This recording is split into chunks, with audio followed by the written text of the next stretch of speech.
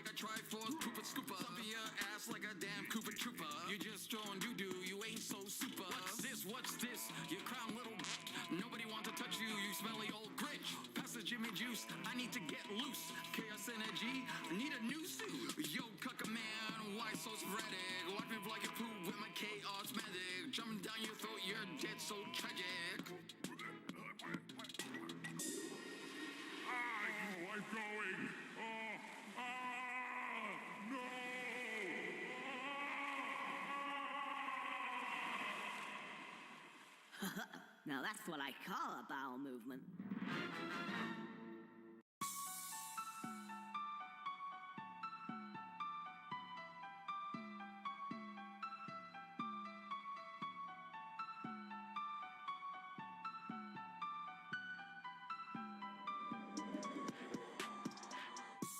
Ain't playing with no ducks, you getting served up.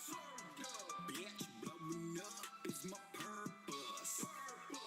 You cannot touch me, I'm on a higher level. So much power in this world.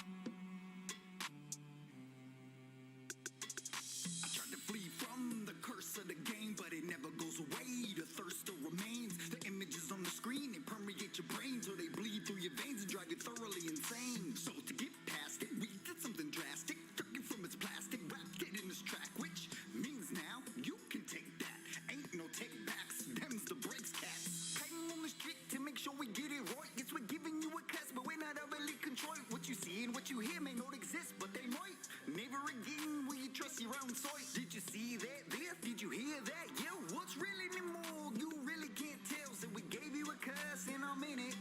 It's your problem now, deal with it. You see something, now it's gone. Your mind tells you something's wrong. Can't turn away while it's on. Cause there's a curse on this song. Your body screams something's wrong. Can't think straight now, your mind's gone. Can't get away once it's on.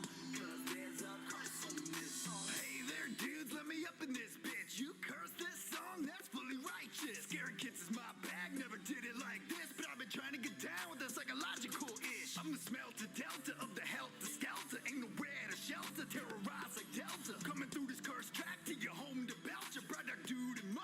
Can't nobody help you.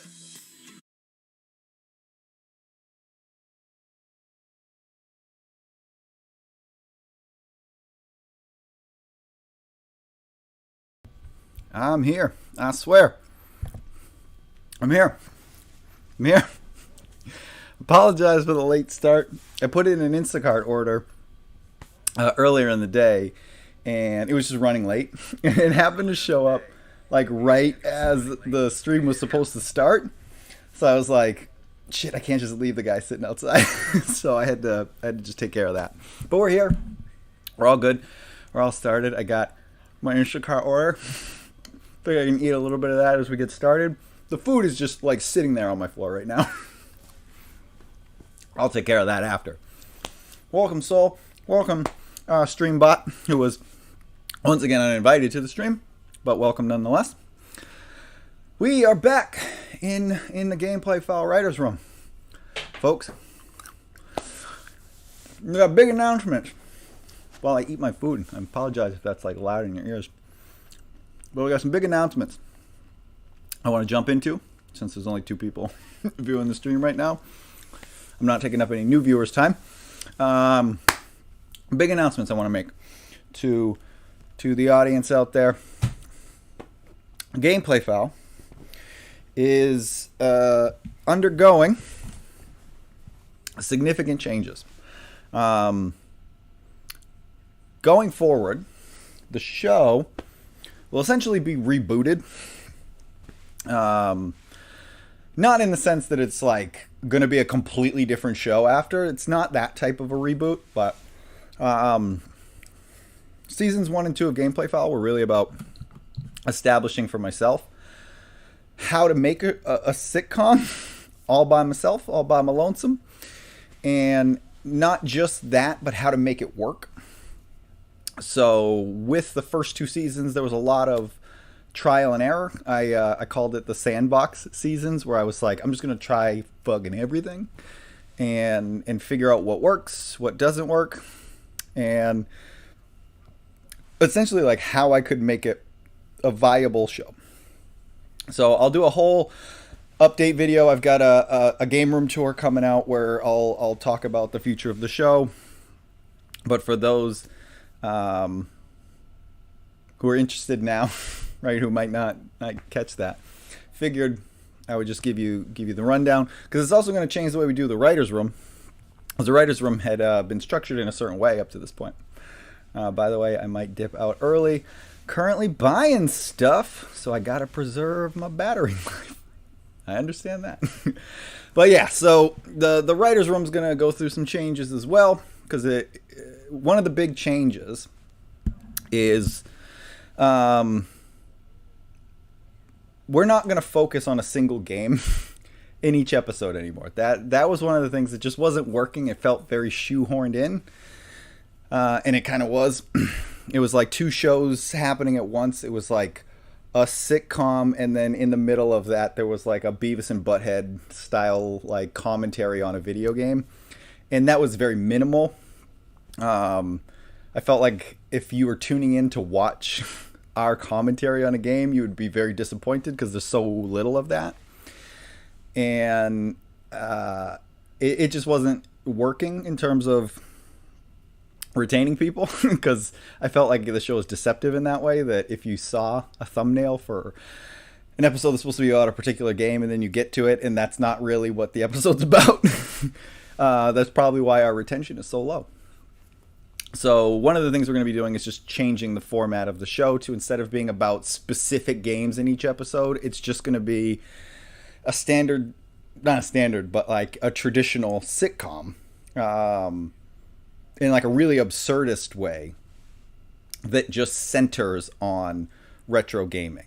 So if you think about the Scott Pilgrim movie, like the way the retro gaming culture was just an organic part of the way the story was told, that's more or less what's going to happen. It's going to be more episodes like Conker's Bad Fur Day, where there's just random video game related craziness happening, but we're not going to also try to play a specific game alongside that. Now, every now and then there will be those episodes where that is the focus, but in this way, the show can kind of be more of its own original thing without trying to be two things at once.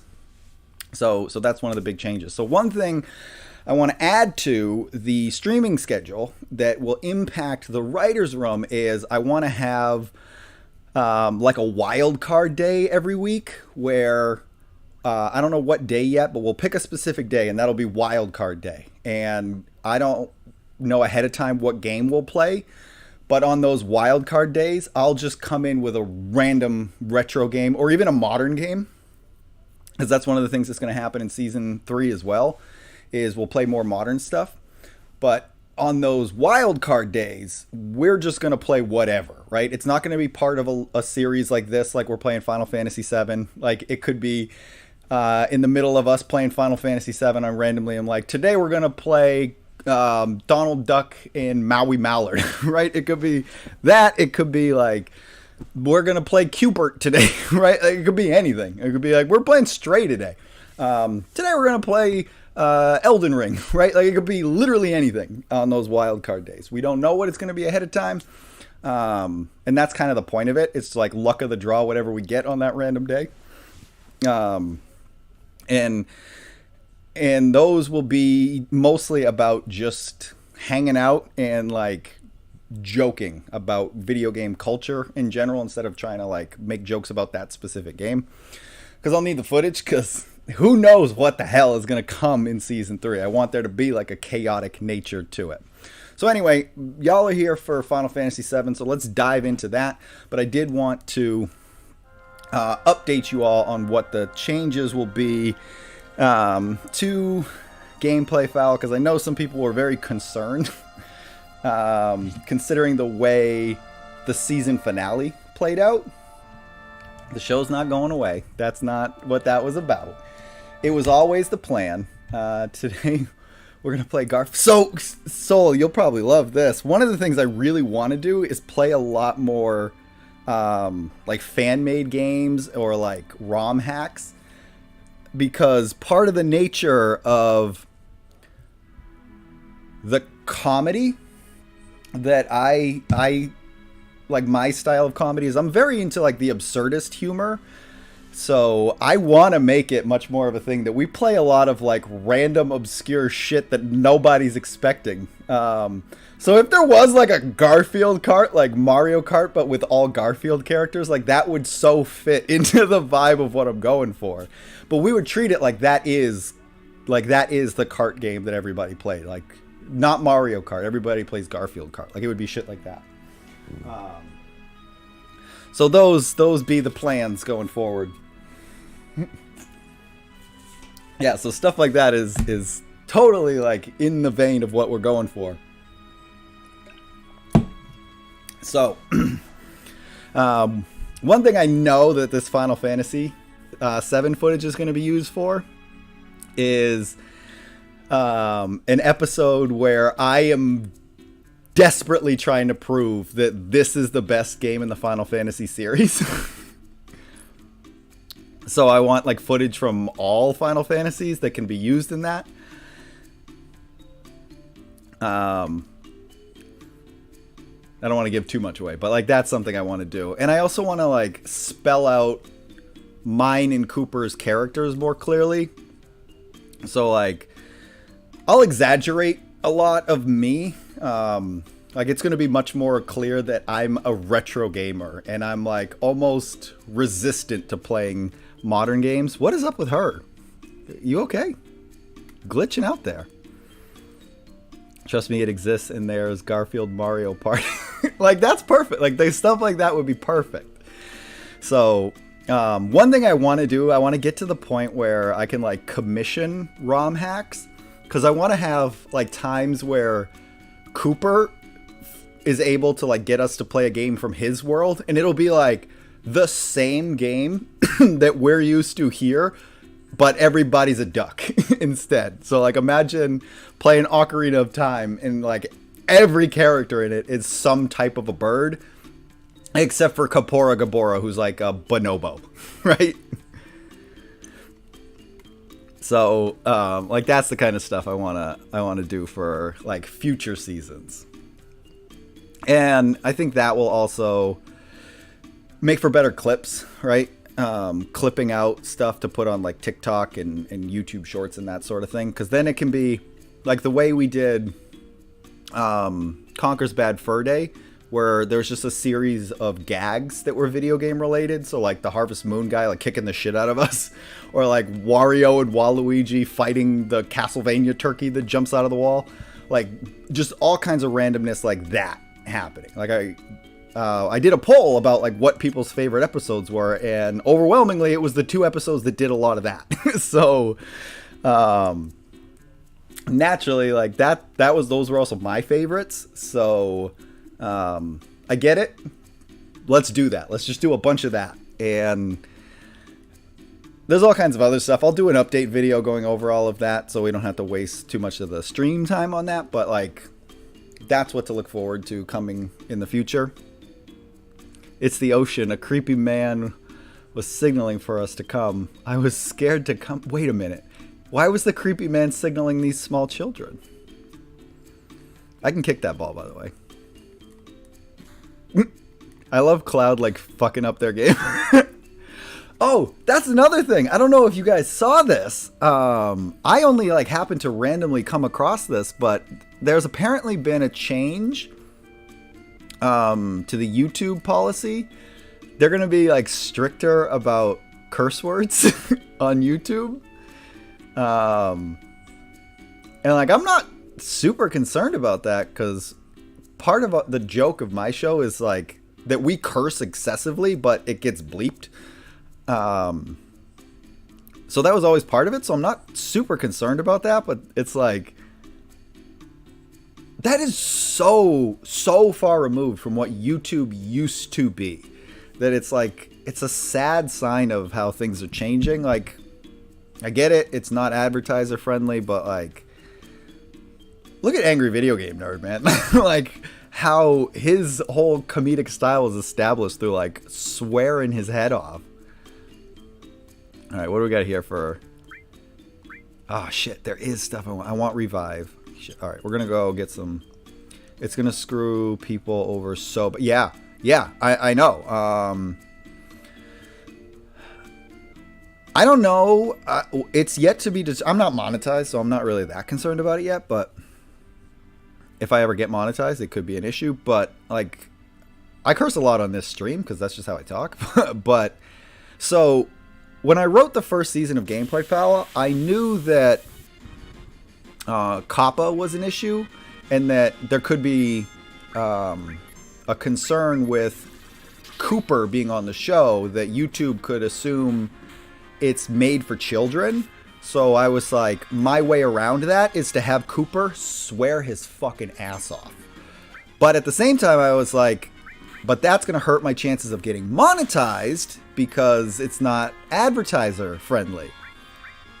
So I thought the solution to the problem would be to curse a lot, but have it bleeped, right?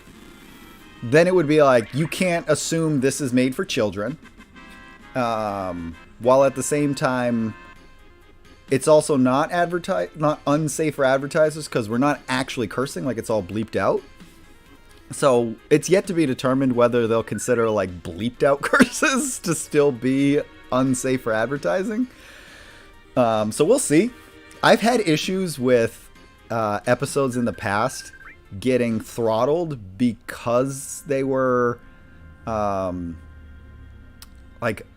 against certain YouTube standards. Like if you just watch the view count on my Blood Omen episode, they did all kinds of shit with that video. Like it almost got pulled, right?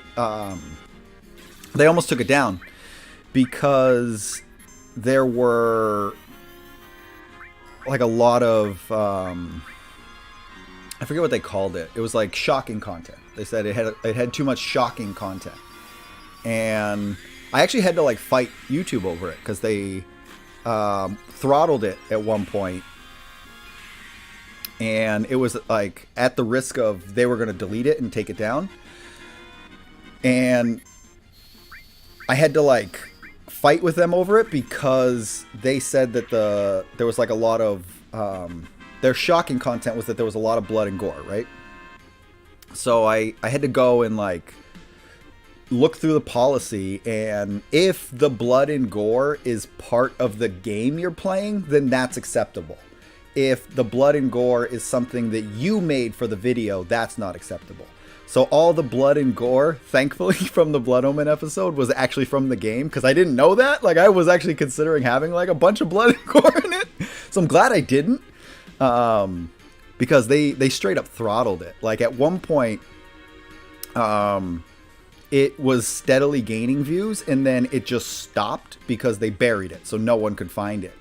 And then when I thought I did something wrong, so I like changed some things internally with the video, so that made them rescan it, but that deleted like a whole shitload of views that were part of it. So I got all fucked up. But I had a similar issue with Conker's Bad Fur Day because of the fight scene at the end, because it's the fight scene with the Great Mighty Pooh, and that was generated by me. That wasn't from the game, so that almost got pulled too. So it's so stupid because TV doesn't have... I know. It's ridiculous. And like the whole YouTube, right? Like the name YouTube is, the whole idea is that it's TV made by you for you, right? Like that was the idea behind it. Like we're all making our own television. And somehow, because of the like online content laws are different than like television laws, it's now at the point where if you make online content, the laws are stricter than if you just make regular television content, when the whole reason for why YouTube existed in the first place was the opposite of that. That you could do on the internet what you never could do on television. Now it's the other way around. Now it's, you have more like strict guidelines you have to adhere to if you make online content than if you make standard television content. Like no one's telling Family Guy to stop swearing so that they can run Coca-Cola ads. No shit. Like I watch, like It's Always Sunny in Philadelphia is one of my favorite shows ever. And they're allowed to say more. Like they can just straight up curse on, like throw fuck around on fucking network television and, or cable television, I guess. And like a Coca-Cola ad will run right after that. But on YouTube, if you swear, they can't run ads on your video because, you know, Disney or Coca-Cola might not like that. I'm trying to get Gold or Gil right now before we go back into town. Apparently we're just going to fight a bunch of those like Russian doll bee things. Because that's 4 fights in a row now. That's all it's been. But I want more Gil so that we can buy some materia. But yeah, it's ridiculous.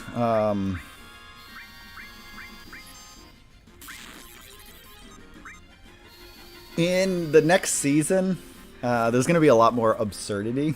So a lot of the comedy will come from that. Like I wasn't really all that reliant on like shocking humor to begin with. occasionally I would do that, like that Great Mighty Pooh fight scene. Or like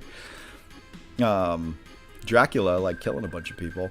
I'm so thankful that I only went with sound effects for that scene, because YouTube actually could have pulled that video if I showed like all the like blood and guts. You can just hear it, so that's how I was able to get away with it. But yeah, they're cracking down, and it's just stupid. I just realized how slow I'm getting Gil from doing this, so let's move a bit. It's just this fucking thing, though. Damn it. Alright.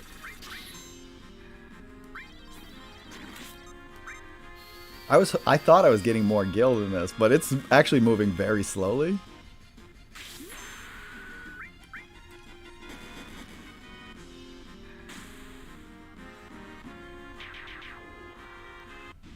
How many... Like, how much Gil do I actually get from fighting those guys? Oh, that's why it's like 200. Alright, well, that plan is just not going to work the way I had hoped. Because it's apparently just them that are showing up here. All I really wanted was revive. I don't think he had anything else I really needed. Let's see what he's got. Why is that so loud?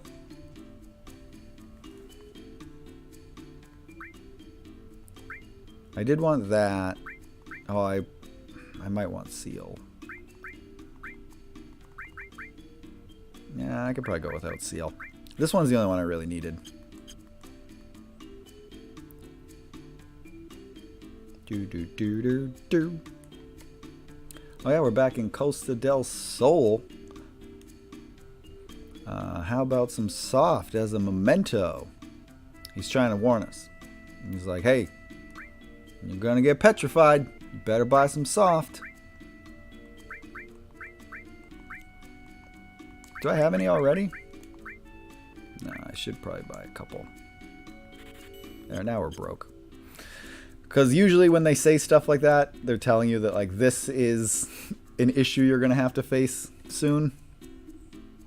Shall we play our hand around? Oh, you know what? Because I know what's about to happen.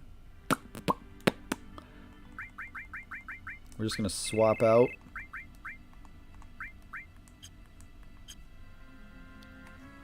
You'll see why I did that in a second. Because we're about to go to the beach, and Hojo's going to be at the beach. And if you have Aerith in your party, like, she'll interact with him, so you'll get unique dialogue from that. And I think the two you want to have to get the best dialogue is Tifa and Aerith. Pretty sure those are the two you want. So now we'll go down there with him.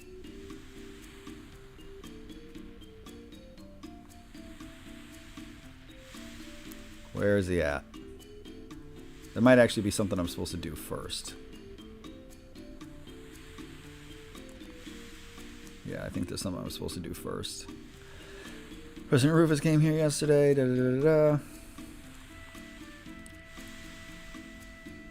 That's right, it's about that. It was yesterday. A man wearing a black cape came up from the ocean. I think he had tickets for the gold saucer. No, that wasn't it. I wonder if it was all just an illusion. Yeah, so that's telling us we have to go to the gold saucer, but I might be thinking of a different part in the game. Oh, we're supposed to talk to everybody. That's right. Got to talk to all these important folks.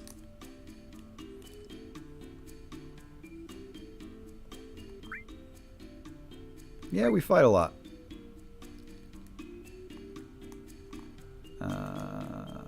There's somebody in here we're supposed to talk to. Oh, her. Behind the counter there. Thought you'd drop by. That's 1, 2, 4 fishes altogether. Not bad. Okay. Please, if you don't buy from me, I won't be able to pay for rent. Well, God damn it, dude. I want that, but I'm broke. Then there's her. No, her. You want a drink? He's okay. I think that's everybody we were supposed to talk to. Alright, I think that's right. I think you're supposed to talk to this girl up here, who's in the window there, but I forget how to do that. This person? But I don't think we can. So then we talk to these people.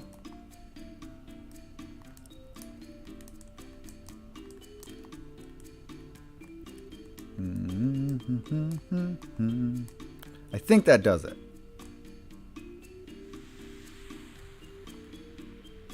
Ah, what the hell? I can't remember. There's a way, like, Hojo's supposed to be down here. Like the professor discovered or found a solution to something. You know, I wonder if they headed west to Mount Coral. Yeah, I know that's where I'm ultimately supposed to go. But Hojo's actually supposed to be down here.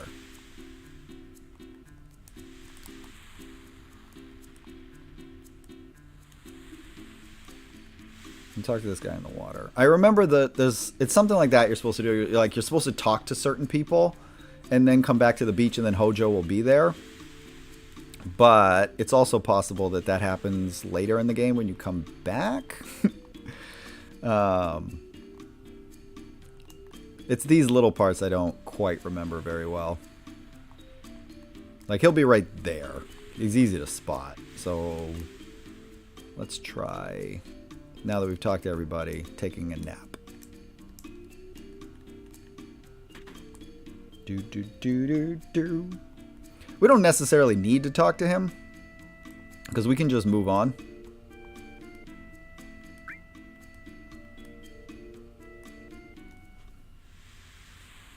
That's like the last of my money. It's not like a huge deal if we don't end up talking to him, like, whatever. We can just keep going. But I know there's a scene with Hojo at the beach, so I just wanted to see if we could talk to him. If he's not there this time, though, we'll just move along. Yeah. I don't remember what the sequence of events is to get him to show up. So it's not a big deal. I could look it up, but I'm truly not that concerned about it.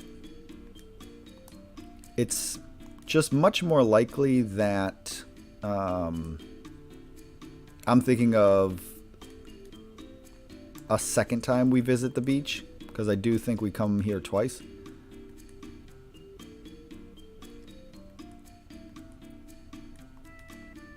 But there is her that we could talk to. He's quite handsome, isn't he? Oh, don't worry, I'm not talking about you. I'm talking about President Rufus. Charming, rich, blonde. He even looks good in a double-breasted suit. Sure. Alright. I forgot about her, so I just wanted to... And we'll say the different dialogue option with this person. Oh, what do you want to know? Show me around town. I don't actually want to read that, though. And happen to be rich. Well, not so much. Thought so. Road to the Gold Saucer, and you'll find casinos and an amusement park. We're totally doing the Gold Saucer tonight. That's like one of the best parts of the game. Okay. There. I did everything I could possibly do. If Hojo ain't at the beach, we're moving along.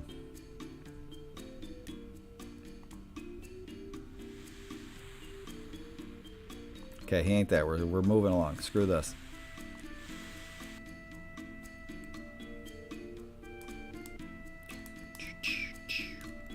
And I probably am going to switch back to Red 13. Actually, let's check our party out. 19, 18, 16, 16, 17, 17. So we should actually do this.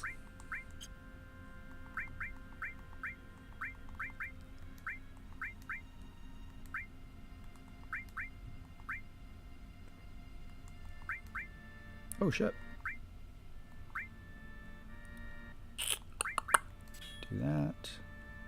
Attacks against poison. Okay, okay. Wait, does she have anything?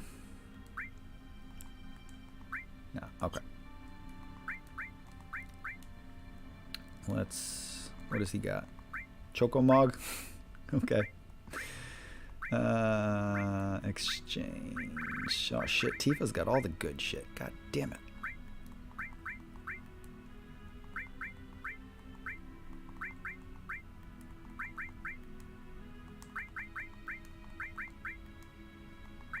What was this? Sense? I give you that. And oh god damn it. Whoops. She definitely needs that. Oh no. Oh no, what have I done? All. She should also have all. But I want her to also have Shiva. Ah! Alright, so Sense is going away because she's got to have Shiva. Ugh, that sucks. I need new weapons so they can carry more. Alright, well, we're going to have to get some new weapons. I'm just going to head over to Mount Coral. Doom, doom, doom, doom, doom, doom.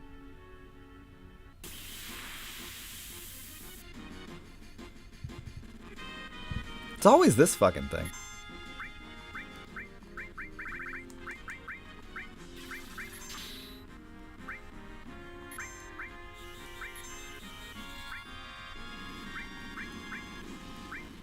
Yeah, we'll get rid of him real fast.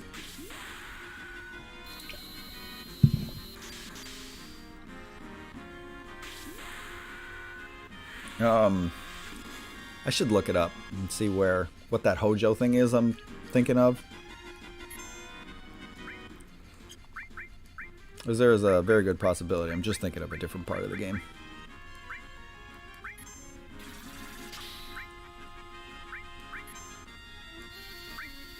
No, I'm not gonna have her attack. Cool. So we're gonna go up Mount Coral. And on the other side of that, we'll go to the town of North Coral. In which we will get some backstory on Barrett before we head up to the Gold Saucer. The Gold Saucer is where we have our date. I don't think it's this time because you go to the Gold Saucer twice for the story. Like, we'll visit there a lot for other purposes, but in terms of the story, they go there twice. I think the date happens on the second visit to Gold Saucer. Boop, boop, boop, boop. Just gonna save before we go in there.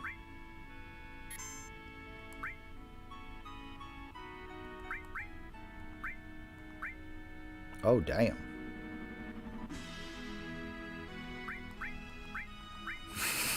How many of these have I done? We can save over that one.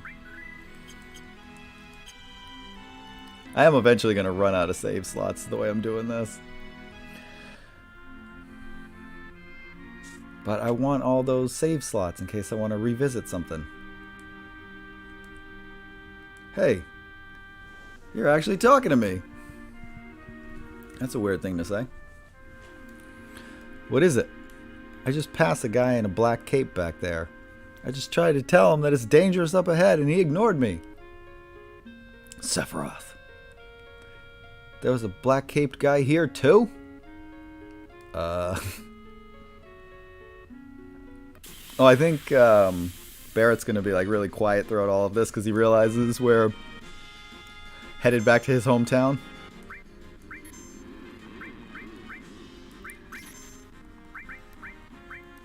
Just fly through these guys quickly.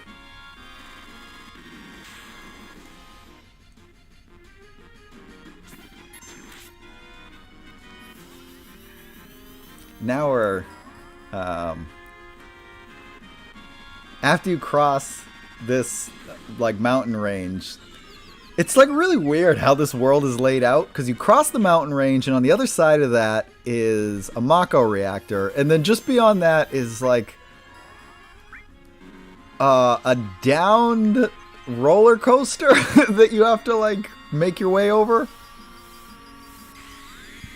And I don't know if it was intended to be like I think it is intended to be like a train bridge, but it totally just looks like one of those wooden roller coasters. In fact, I know it's meant to be a train because you ride on the train later in the game at that point, but it don't look like train tracks. It looks like a wooden roller coaster. You'll see what I mean if you haven't played this before. It's coming up right here.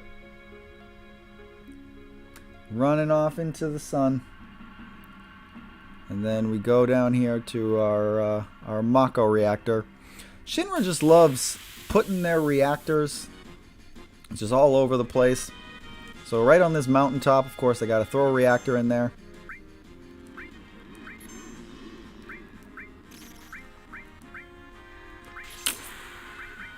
Uh-oh. Didn't realize Barrett was that close to death.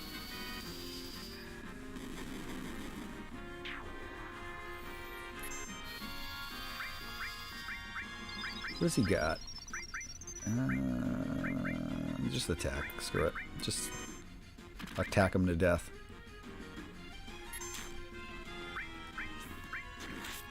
Except for her. Oh shit. I should have known fire wasn't going to work on them. I'm an idiot. He's a dragon. Shiva will work on him then. Oh, my shoulder. Ugh, I got my heated blanket on. This is real nice. Let me turn up that. Okay. Alright, he better be dead now. I want to move along. Yeah, that was more than enough. But yeah, Barrett and Aerith were super low leveled, so I had to fix that. They're getting up there with the others though now. I might keep Barrett in the party because his backstory is coming up. So it's more interesting if we're like approaching the town and he's in my party at the time that happens, rather than him like coming out of nowhere and joining us.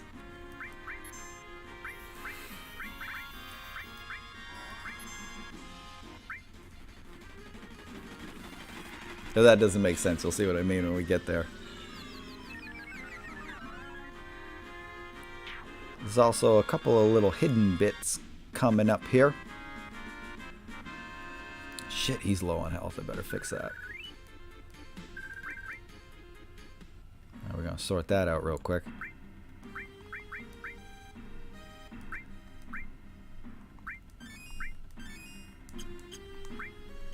I should use this because I don't know when we have the opportunity to rest.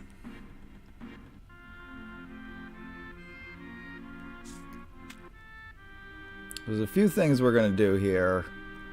I don't remember. I don't think there's anything back up here, but I'm just going to check just to be sure. There are some serious misdirects in this game where if you're like familiar with the Final Fantasy series, you know you have to like check everywhere because they hide stuff all over the place. So this game knows that you're going to do that. So there's a lot of places that seem like they'll have something hidden in them and they just don't. And we're about to go to one of those because there's this this road we can take over here that's off of our path of progression. So it's like, oh, well, I gotta go take that road because it's definitely going to be a treasure chest or something up there, but I'm pretty sure there's nothing. But I'm not 100%, so gotta check it. This here. I'm pretty confident there's nothing up here, but you gotta check, because you never know.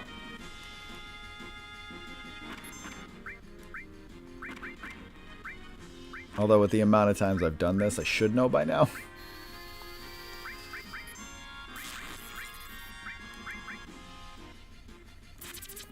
But we'll find out. I'd say I'm about 85% certain there's nothing up here.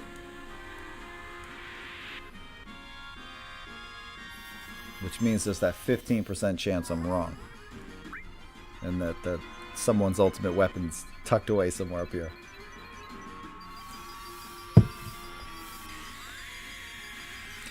How many times have you played this game? Mr. Me, I lost count. I would say conservatively probably around 40 to maybe 50 times. This is a game that I used to like replay once a year every year. But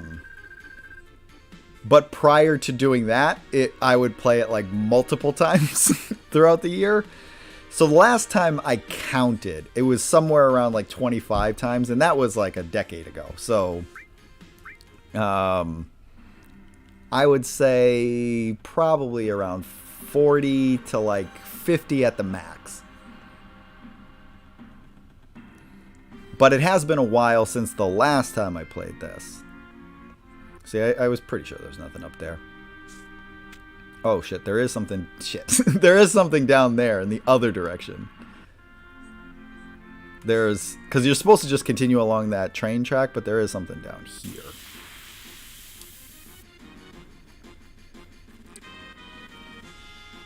There's lots of these fights, is what there is. Wow, that's quite a lot. Yeah.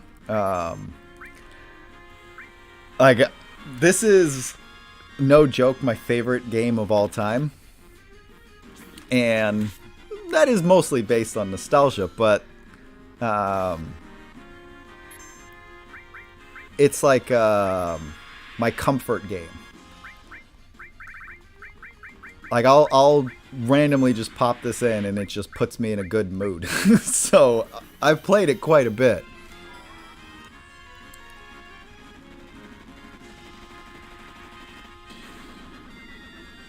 Although what's interesting is even playing it that many times, there's still like a bunch of stuff that I'll forget until I'm replaying it. Like this part here, like I couldn't quite remember if there was anything up there or not.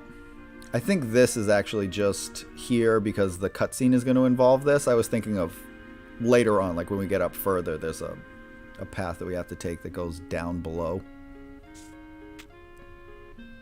That part is mostly there because there's a cutscene that's going to play out there, so they needed like a little platform for the characters for the cutscene.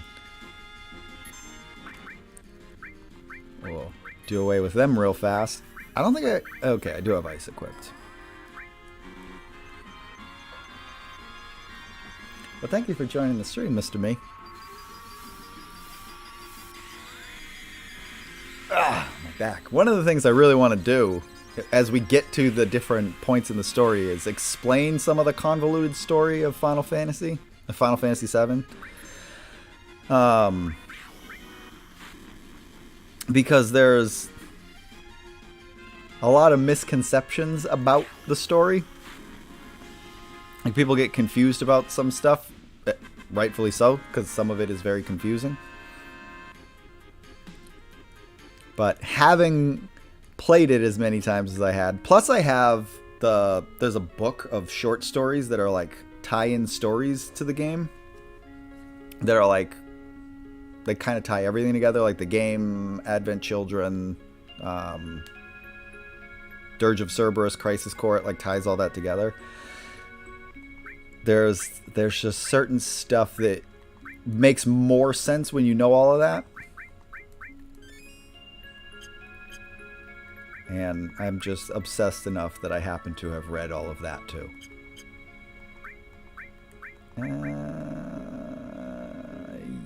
Wait, doesn't Cloud have Cure? Because if he has it, I'm just going to use his. I know I equipped Cure to somebody else. There we go.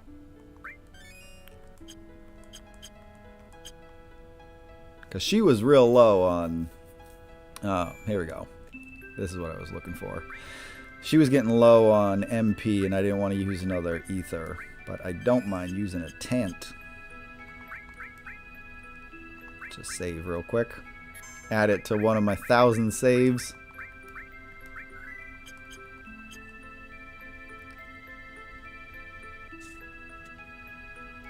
So this is one of the parts I was talking about where there's like some hidden stuff.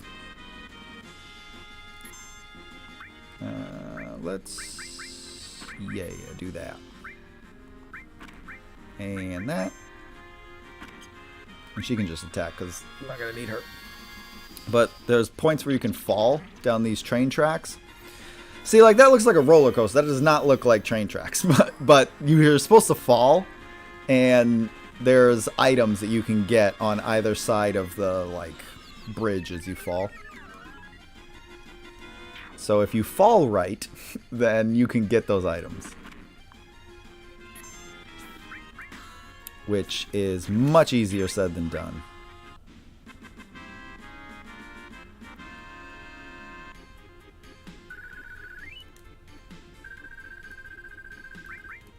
Let's see if I can remember how to fall correctly.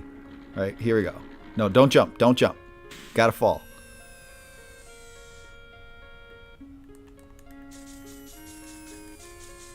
So you want to get all the way over to one of the two sides. Because as I climb up, now I can get that item. So when I fall again, I want to go to the opposite side. So that I can get the other item.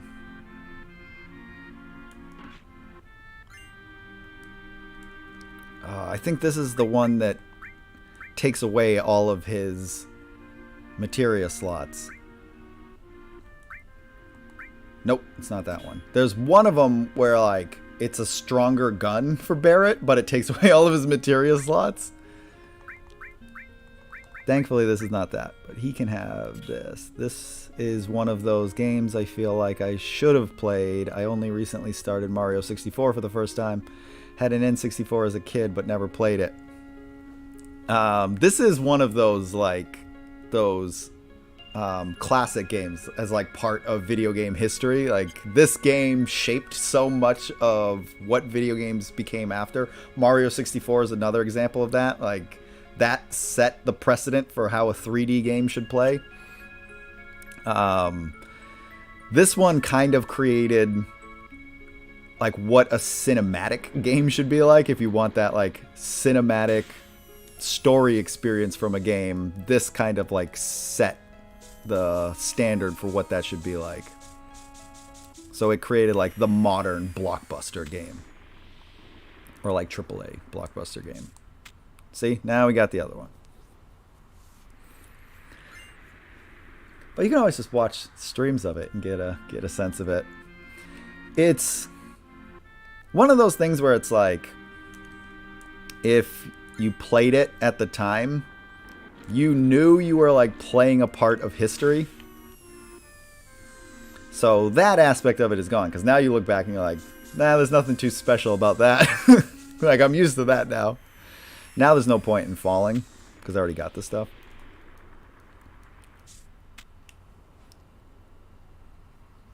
But one of the things that this game did that like hooked me is, if you watch the trailers for this, I don't think they showed actual gameplay. It was all like the CG cutscenes. Like, they really sold it to you as a blockbuster movie. So it gave you that feeling when you played it that you were like playing a movie.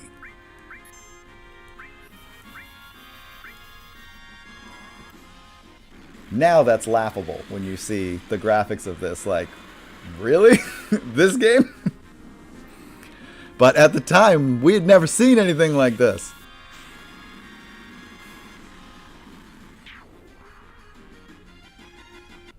Like, if you remember Final Fantasy VI, which I didn't play until after this, They didn't have multiple camera angles like that for a summon. Like, the summon came down and it did its thing and it fucked off after. Like, it didn't look all cinematic like that.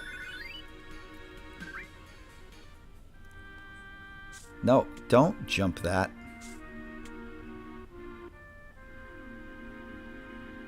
Actually, I want to... Yeah, I do want to go up first.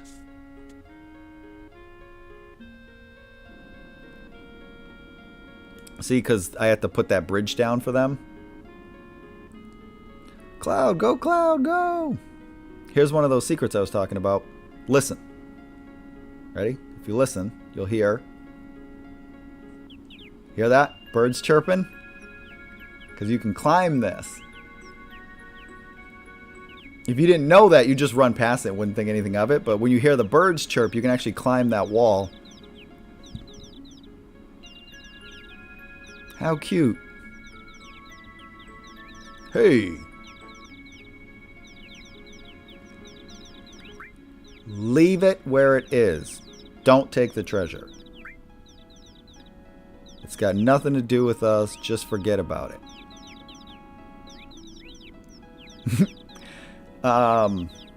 It kind of sucks that we had Aerith in our party for that, because whoever you have in your party for that moment, like, you get bonus points with them. So we want the date with Barrett, so like having him there, that was good, but that also gave points to Aerith. I should give him Ifrit. Just attack.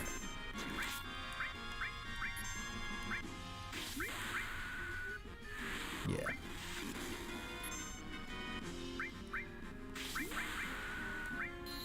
Do that.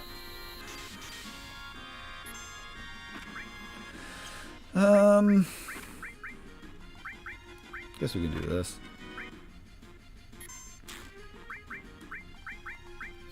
One of these will take them out. How did that thing survive? The one random Pidgeotto still going there.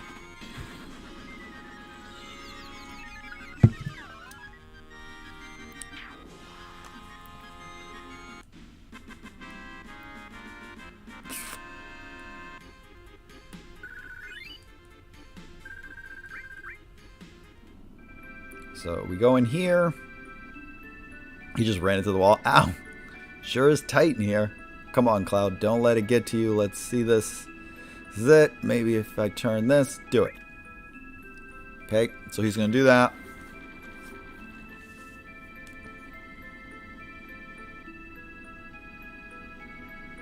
That lets them over the bridge. I now have to go back so that I can go the way they're going. And that's what, this is what I was thinking of, that when you get to this part, there's a place you can go underneath. It's like a little cave. Oh shit, they're the ones that do the petrify. Gotta make quick work of them. Otherwise, they could actually kill us. And we don't want that.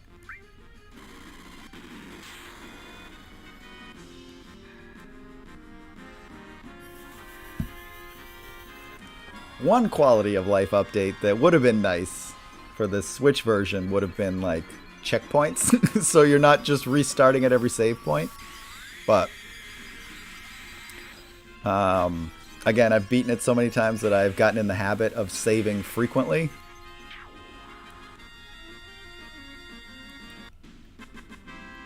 So I think we've already died once, and you've seen. I make sure that we're never too far behind where we left off.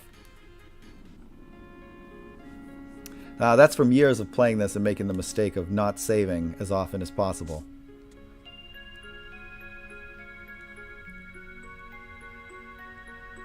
When we get to it, I'll show you. There's a boss battle where I had to learn this lesson the hard way about like having multiple save files. Because I forgot, or I like neglected to buy a certain materia, and you literally need that materia to beat that particular boss. So I got to that point in the game and I only had one save file, and I had to start the game over because I didn't have the materia I needed to beat that boss. So we grab our mind source, grab our tent. See, this is what I meant. There was like a... If you didn't know to go back and go this way, you'd completely miss out on all this good stuff. But there's a dude in here too. Hey, how'd you ever wind up here? Look, I'm sorry, but I can't do a thing for you. Don't need you to. I already stole all your stuff, man. You can go back to sleep now. I took all your shit.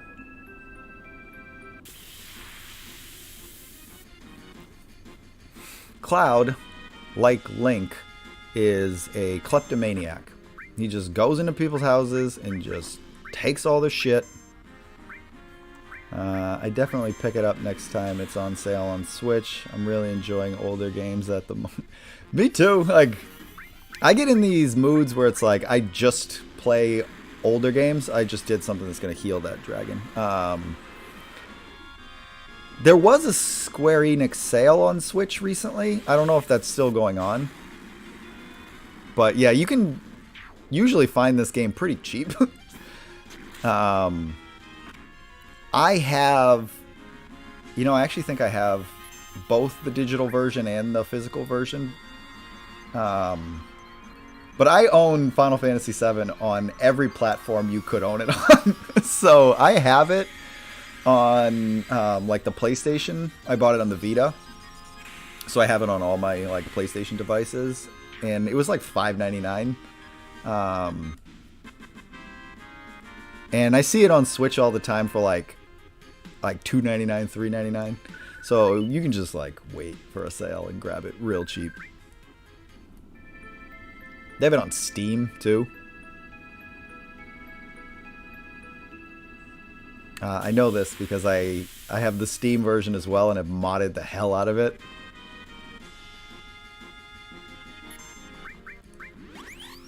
In more recent years, my playthroughs have been on the modded one. So it's always funny for me to go back to this version and just remember what it's actually supposed to look like. So like, oh yeah, that's right. These chibi graphics were special. Because in the modded one, I have like newer character models that are that look more like what we're used to the characters looking like now. But there's a charm to these like blocky, chibi versions of these characters. It's classic. It's like how the game was meant to look.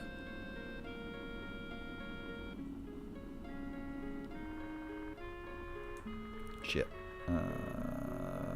We're gonna need to do some stuff here.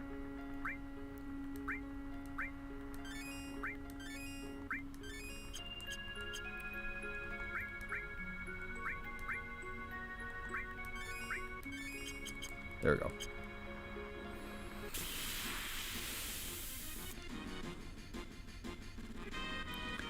These little bastards. She's got Shiva, right? Okay. If you don't have some form of an ice attack when these bombs show up, don't hit them. Because you're just going to piss them off. Even this is probably going to result in him blowing himself up and hurting me. Yep.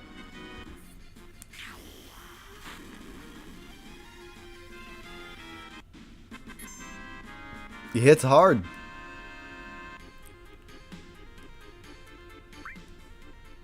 That's just what bombs do. Unless you can hit them hard enough that it like wipes them out.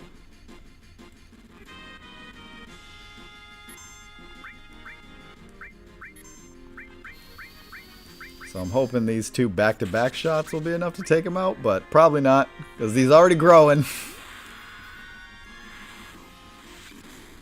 Nope, I'm just making him mad. Oh, Barrett's dead. I'm actually shocked he didn't go for Barrett. Not what I expected. The thing that sucks about that too is when they blow themselves up, you don't get any experience points for killing them, so it's like just a waste of a fight. God damn it.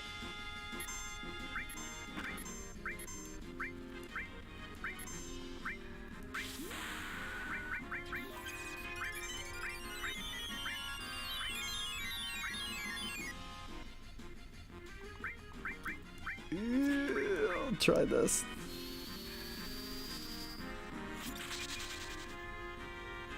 Uh-oh. He's getting mad.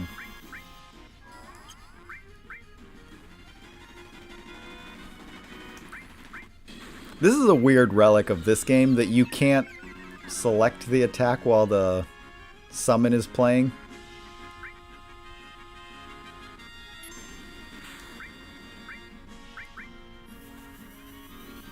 It's like they're like, nah, there's a movie playing right now. You can't do anything.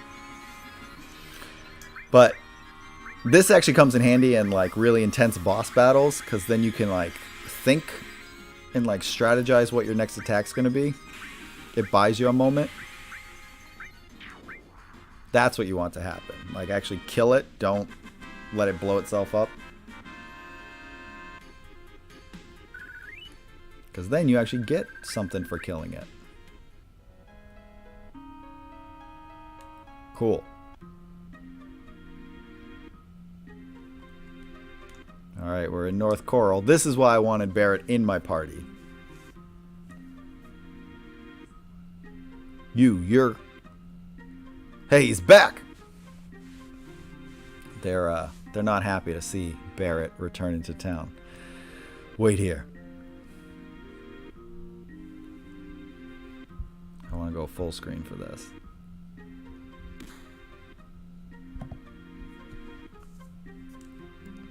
Well, looky here. Never thought I'd ever see your face again.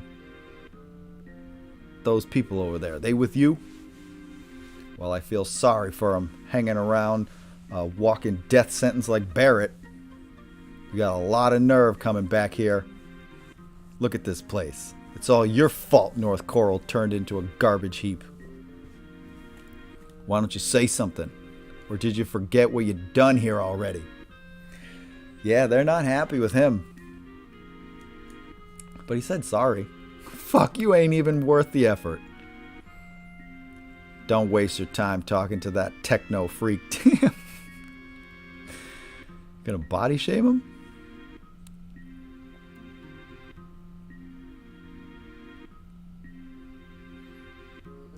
You heard him. It's my fault this town was destroyed. We're going to learn the full story of what actually happened here. But, yeah, this is his hometown, and the people of this town are, they're none too happy with him. It didn't always look like this, like it's like a shanty town now, but it used to actually be like a full town. You know who's responsible for North Coral winding up like this? Yeah, apparently it was Barrett. It is actually kind of his fault, as you'll come to learn. That's not like a misdirect. It actually is kind of his fault. The next train's coming in soon. Important to remember that there's a train coming through here at some point. Grandpa used to be a coal train engineer. He still can't kick his old habits from then.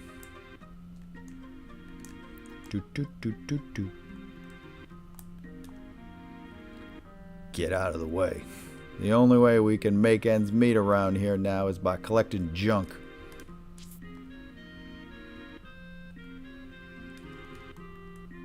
I want to leave this garbage dump of a town behind me and start a new life.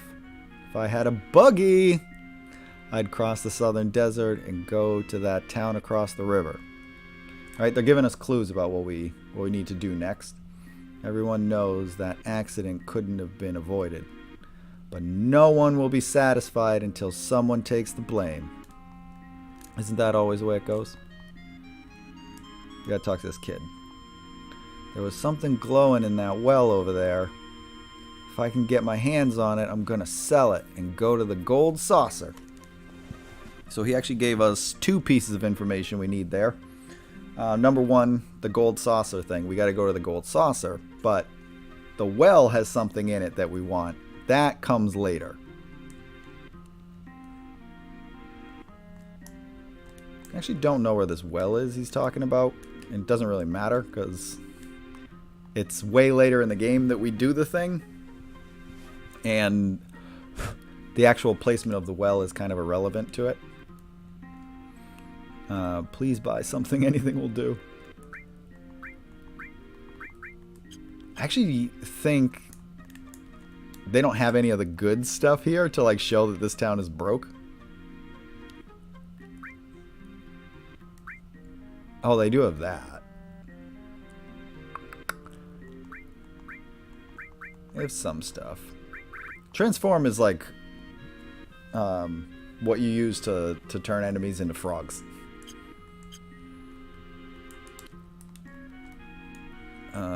If you want to survive, then you're going to need some of my weapons. Okay. Ooh.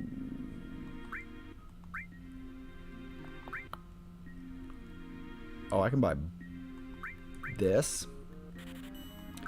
And can I get 3 of those? That would be great. Yeah,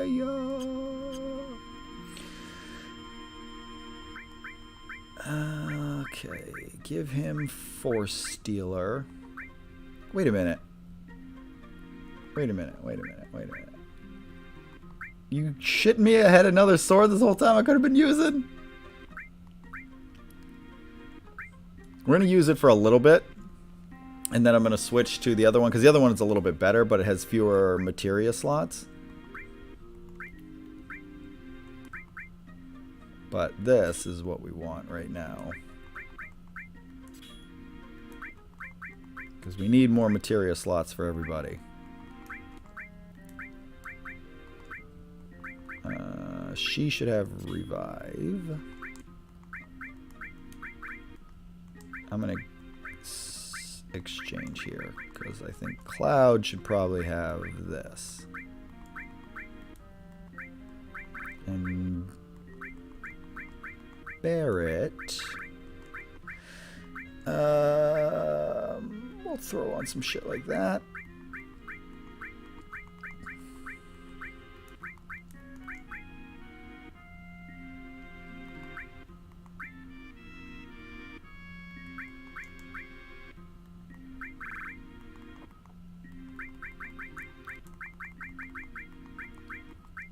Yeah, I think that works.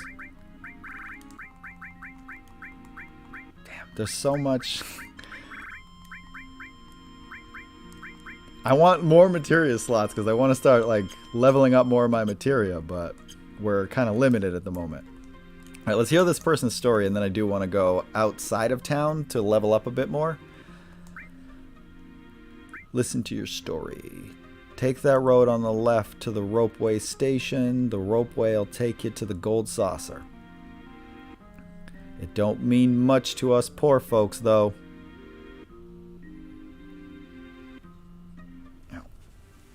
Let me stretch my knee out. Alright. Let's save.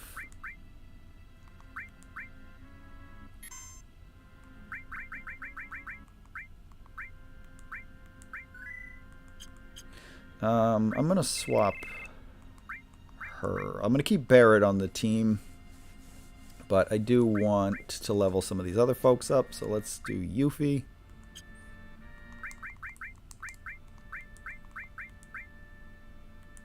How's she doing? Do that. Yeah, that's probably what we want. I want that. Just give her everything Aerith had. Is that steal? No, throw. I don't give a fuck about throw. Eventually I have to care about all the materia because I do want to try to get the master materia. And to get that you have to level up all your materia to the max. Or like one of each materia has to be leveled to its like max point. Ugh, these fucking witches. They're annoying.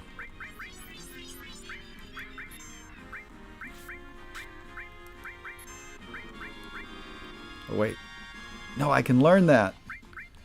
Shit.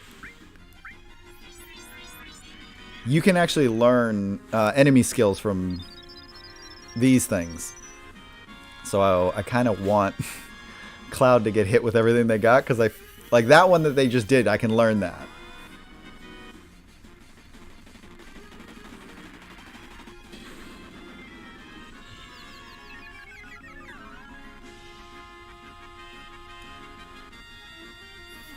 Oh yeah, that's right. I gave him a hard edge because I like the look of the hard edge sword, and it does have more materia slots than the Force Stealer that I got. So I'll use hard edge for a little bit, but I do eventually want to switch for the better stats.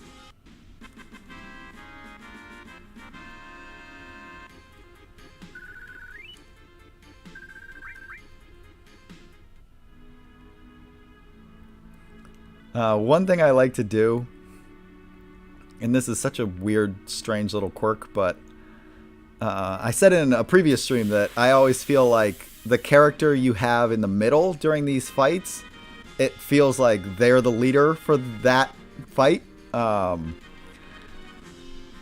So I like to put that character as whoever is like whoever's story we're visiting at that moment. So like right now we're at Barrett's backstory. So I feel like he should be in charge for this little bit.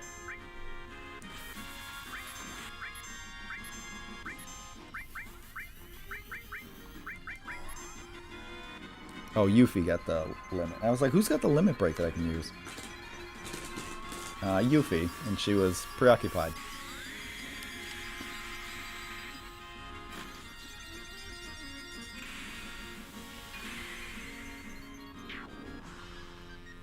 I don't want to like chew into the microphone.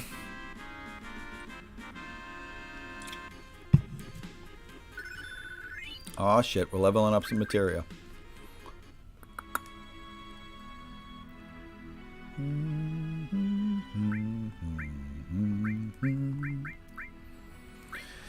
No, I meant item.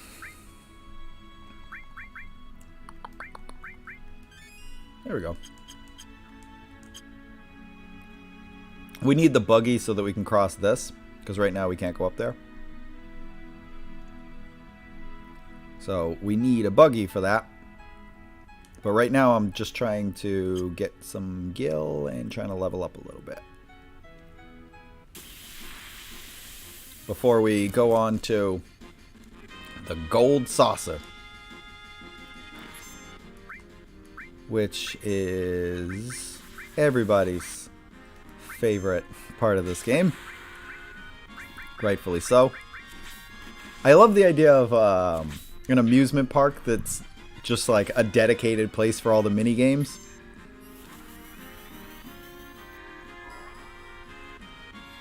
That was a clever concept for them to come up with. And that's another one of those things that like this game established that like modern games still utilize. Like the Yakuza series has versions of that, where you can go to like casinos and arcades and stuff to play mini games. As far as I know, that concept first started here with the Gold Saucer.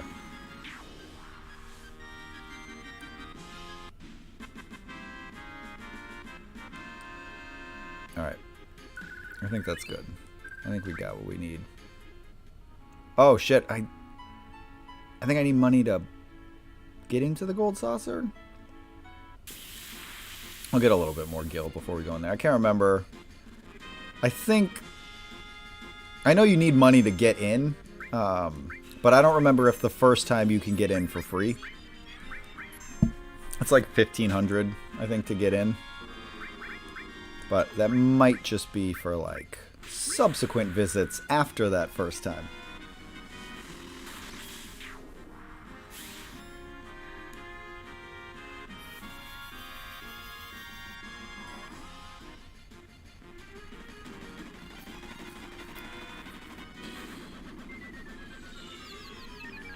There's the different passes you can buy for Gold Saucer.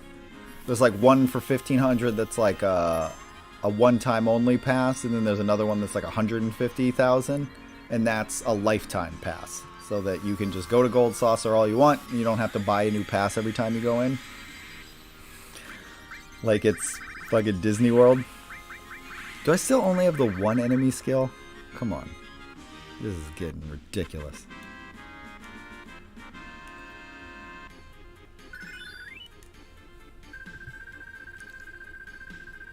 Alright. We got a sufficient amount.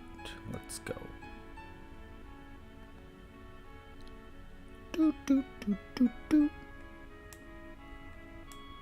Oh, by the way, I did get another copyright claim for the game soundtrack. Like,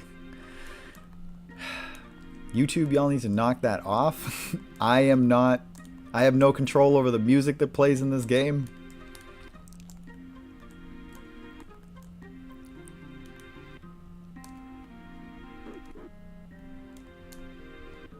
And it's not like GTA where they're like using licensed music. It is the music composed for this game.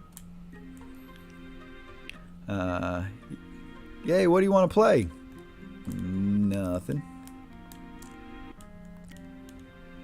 Because of them, my husband got into that accident. He used to be such a strong man. How am I supposed to continue living in a town that lost everything? To hell with the Mako reactor.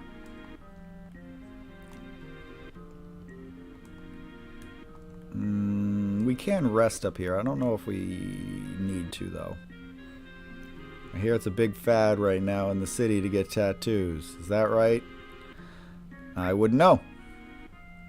Really, I saw a big one on the arm of a young guy heading towards the ropeway. That black cape he had on was really cool. Sephiroth. Or as we'll come to learn, it's not really Sephiroth.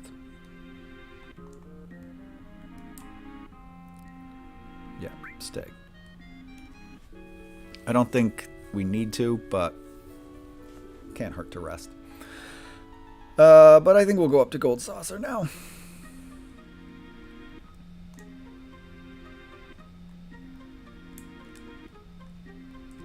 Actually, before I go up there... Now, you know what? Let's just go with the crew we have. Fine. I was going to swap out Tifa for Yuffie, but not necessary. We'll just go.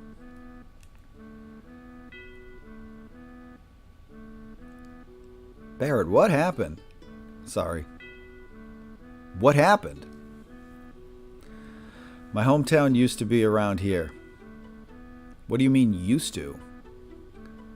It ain't here no more. Heard it got buried in just 4 years. But how could those people say those terrible things? You'll find out. And it's my fault. All my fault.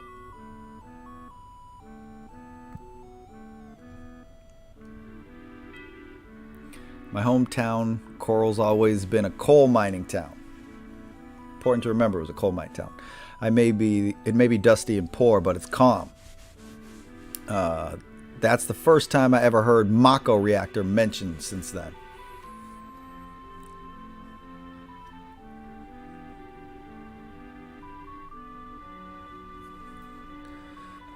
What are we gonna do? The only one opposed to this is Dine. I am definitely against it no matter what. There's nothing to talk about if you're thinking of throwing away our coral. Or our coal, rather. The coal's been ours for generations. Our fathers and theirs before them risked their lives for it. Okay? This is what they're setting up, is that this was a coal mining town that was given this proposition of becoming a Mako reactor town instead of a coal mining town. And this guy Dine is the only one opposed to the idea. We have no right to throw it all away so easily. But listen, Dine, no one uses coal nowadays. It's the sign of the times. Right, everything is Mako now. It'll be alright, Dine. Shinra Inc. will guarantee your livelihood once the Mako reactor is completed.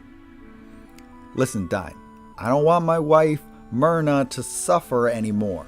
Right? Because they're poor, because Mako energy is like making coal obsolete. So these people are going broke. So they're desperate and they want Shinra to move in so that they can have this new job industry where like Shinra's going to give them jobs. They're going to retrain them on how to use Mako energy.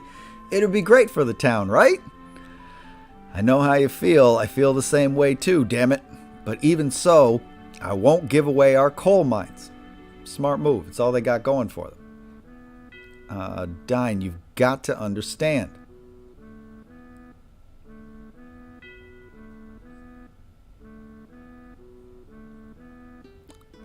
They all pushed him. And he was like, nah, that's how the coral reactor was built and completed.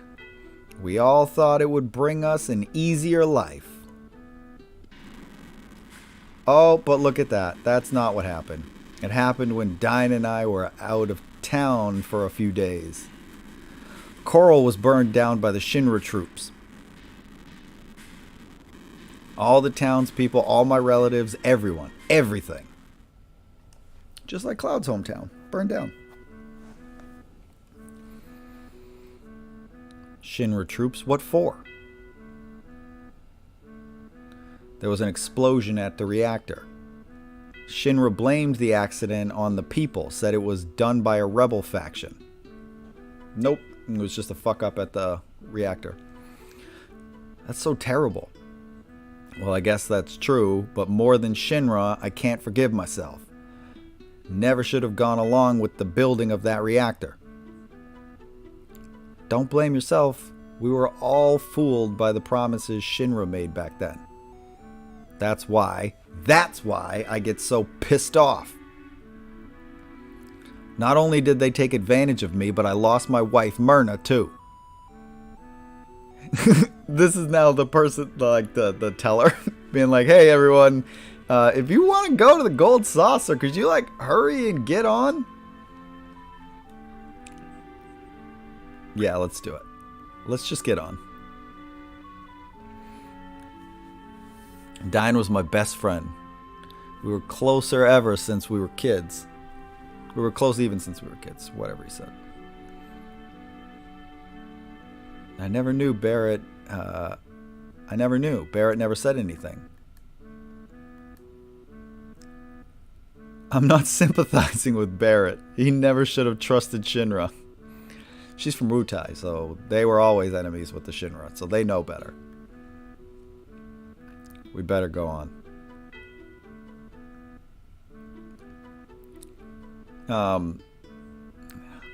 Hello, welcome, Aravind. Well, welcome. Welcome to the stream. We're on our way to the Gold Saucer. Funny story about this. I played this game so much back in the day that I like burnt out the first disc. So to get it to play, I would have to like load up the game with the first disc and then swap out to like disc 2 or disc 3. But by doing that, every time a cutscene would start to play, it would pull a cutscene from the other disc and it wouldn't be the correct cutscene for that moment. So like the first time I made it to Gold Saucer, I didn't actually see this. I had like some other random cutscene here. So when I actually saw this the correct way later on in life, I was like, whoa, Gold Saucer looks amazing.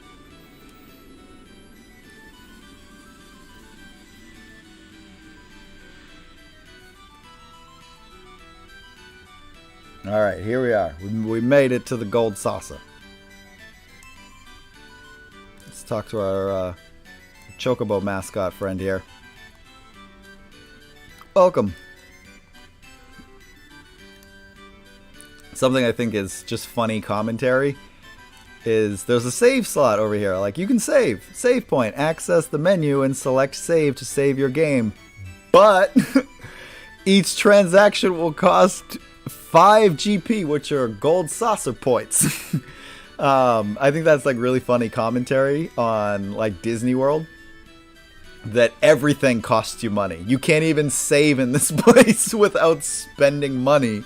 And it can't be just regular gil. You gotta buy this special like gold saucer points. And I currently have none. So I can't actually save there. Welcome to the gold saucer. You together, a single pass is 3,000 gil. That's what it is. And it's 300 or 30,000 gil for a lifetime pass. That's what it is. So obviously I don't have 30,000. I've got 3,000 though, so we can go in. If you leave gold saucer, your tickets become invalid. So that's the thing, is that's a one-time use thing. So if we leave, I have to pay to get back in. Gold saucer is, of course, a Shinra company. So Shinra's got to make its money. So everything at Gold Saucer is going to cost something. Just think of GP as money that you can only use at the Gold Saucer. GP can only be redeemed at the Games and Wonder Square and at the Chocobo races. Your GP limit is 10,000? 10,000. So be careful. Yeah, we'll never have that much, so it doesn't matter. Please enjoy yourselves. Okay.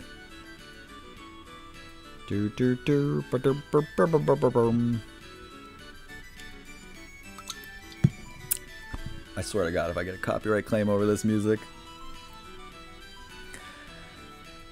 Wow, let's have fun. Let's. I know this isn't the right time to do this. Yeah, no, we just heard this super, like, bummer story about Barrett's life, and now they're like, hey, let's go to an amusement park. Forget about that whole Sephiroth thing for a minute. Let's just go on some rides. Hey, Barrett, cheer up. I ain't in a cheery mood, so just leave me alone. Really? That's too bad. Let's go. Wasn't that a little harsh, Aerith? Just act normal when this happens. You think so? Of course. We're gonna go play. So play. Mess around all you want. Don't forget we're after Sephiroth. That's a good point. Guy is trying to, like, destroy the world. Might not be the best time to just take a break and go on some roller coasters. I think he's mad. He'll be fine. He seems to be doing a little better now. Let's go with Tifa. Because we can't go with Barrett at this point. We better be careful. Sephiroth might be around. So let's go together.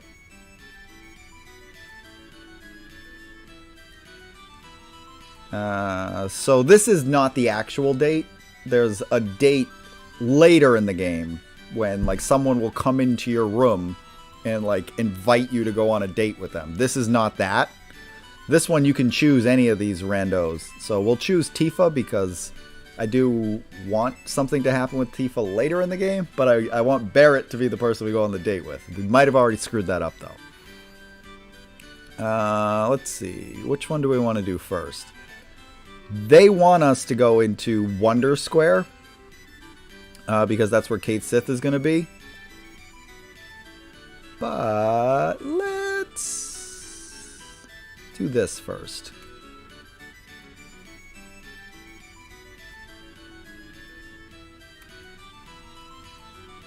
Oh, we don't have any GP. Oh, shit. We have to go to Wonder Square first. That's clever. I forgot about that. Yeah, you have to go to the Wonder Square to earn GP so that you can do the other stuff. So we go into Wonder Square. And this is where Kate Sith is going to corner us. Here he is. Hey you, what are you looking so down for?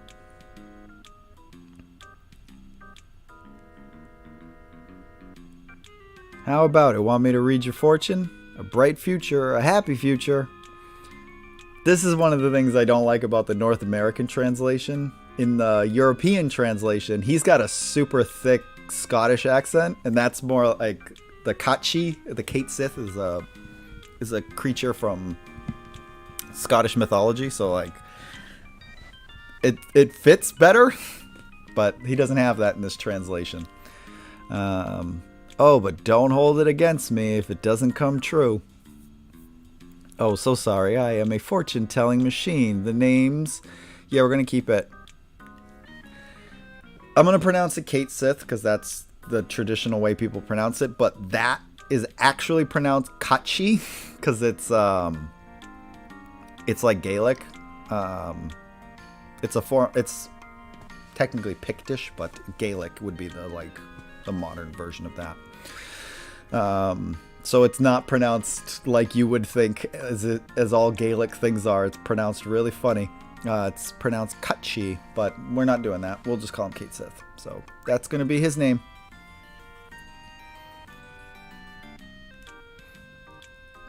You can only read the future? You kidding? I can find missing things, missing people, anything. Then can you tell me where a man named Sephiroth is? Sephiroth, right. Okay, here goes. A lot of people hate this character, but I genuinely love Kate Sith. Ordinary luck. It will be an active fortune.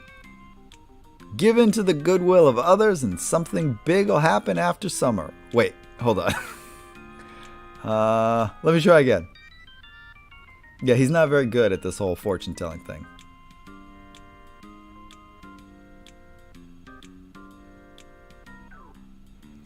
Be careful of forgetfulness. Your lucky color is blue?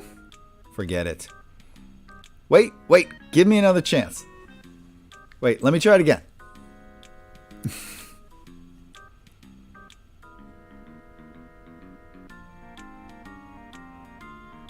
What the?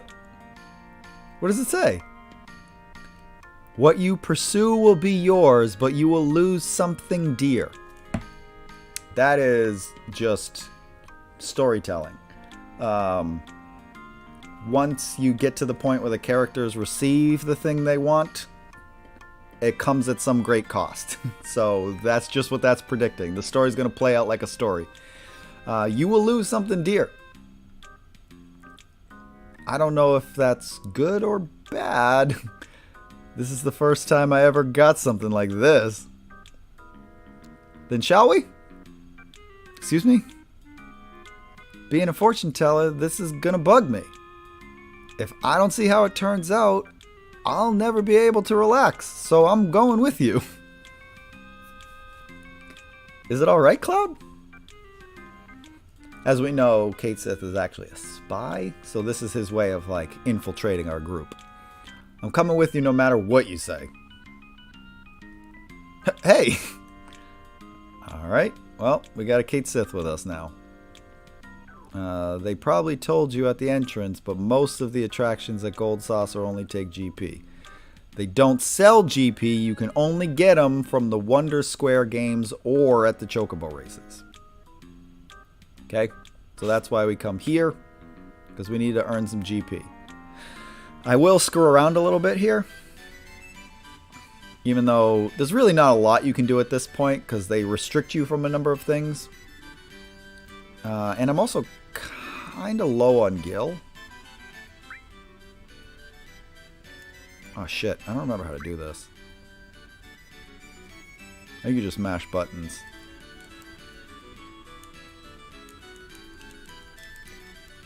Yep. How much gil do I actually have? Not a lot. Shit, we probably shouldn't do much here, because I actually don't have a lot of gil to throw around.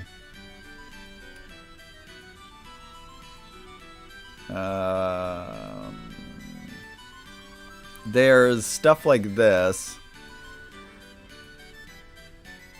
See what they're doing here? This is the snowboard minigame. This is the submarine minigame. But because I haven't done these in the main story yet, other people are blocking it, so I can't use them here.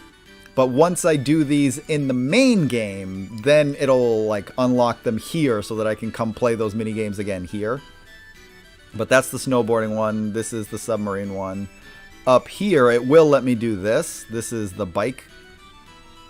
Ooh.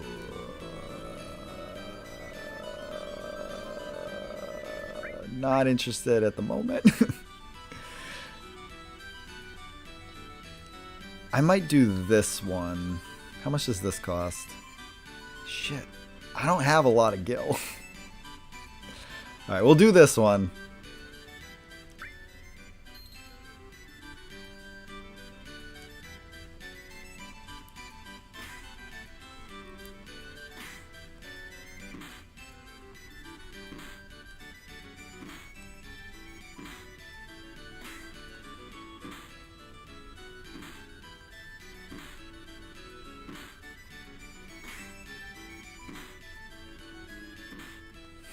Alright.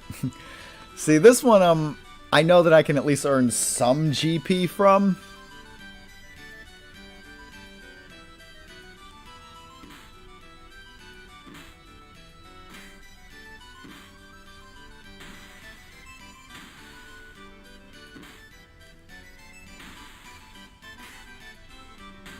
Shit.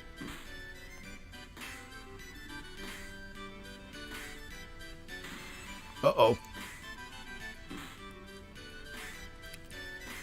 There is a pattern you can learn from these guys, but...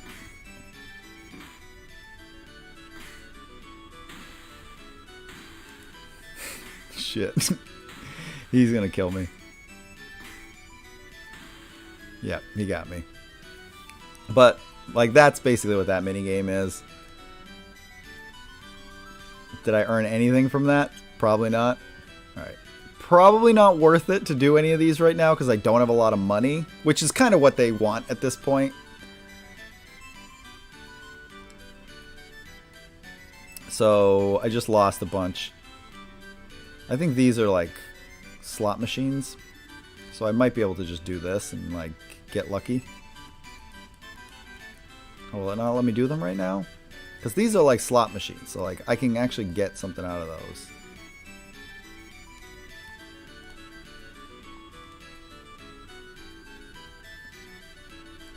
Ah, shit. It won't let me do it. I think this thing works like a slot machine too, but it won't let me over to it at the moment. Oh, wait. Maybe it will. Try it.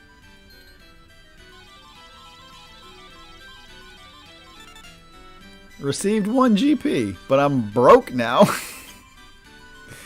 Alright, we're not spending any more. We'll just go follow the story now. We're going to come back here later, so we'll do more this on the second visit. And plus, we're going to come back to this like a whole bunch throughout the game. I don't think it will let us do anything else at this point. But here's our Chocobo Racing Square.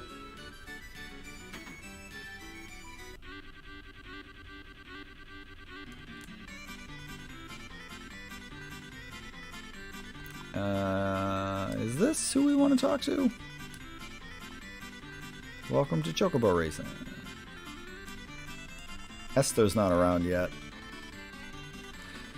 You can only buy up to 3 tickets. Think before you buy. For example, you could select half the Chocobos and buy 3 boxes. Not interested.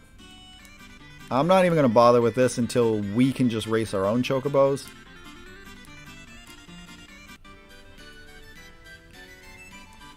What else we got? Let's go to Ghost.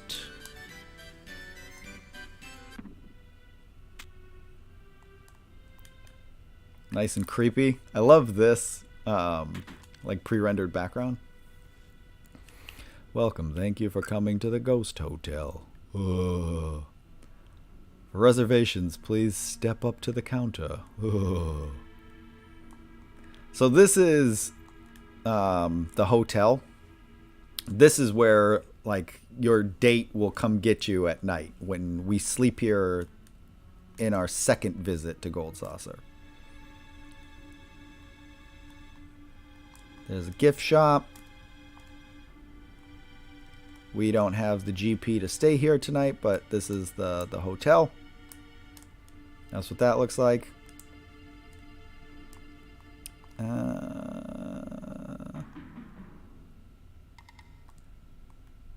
go to speed because I think we can meet the owner of Gold Saucer here. Yeah, there he is. Dio. This is the guy who owns the place. Hey, boy. Boy.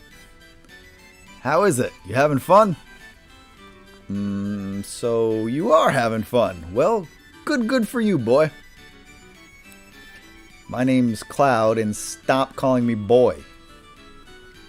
Me? I'm the owner of the Gold Saucer. The name's Dio. Just call me Dio. Okay. He's not even listening. By the way, boy, do you know what a black materia is? What is it? A haunted mansion, that's right. Except it's like a hotel instead of a ride. That I say, that's a good one, boy. But it's not good to lie. You can't fool me. Then why'd you ask me? Well, a while back, a boy your age came in and asked me if I had black materia. I thought you might know who he was, seeing as you're both about the same age. Yeah, that makes a lot of sense, Dio. Did he happen to have a black cape? Why, yes indeed. And a tattoo on his hand that said 1. Where'd he go? I have no idea. Well then. I say, stop by the battle arena if you like, boy.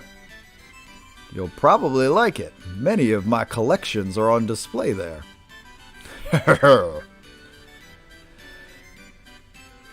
That dude is a douche. The owner of Gold Saucer's walking around in a Speedo. Just flexing.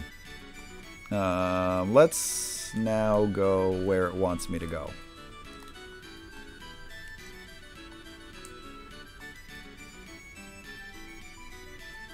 Right. No, I'm stuck. I had to look at my phone for a second. We got to go in battle. This is actually where it wants us to go.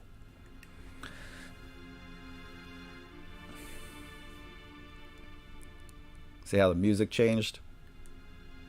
And then that dude died.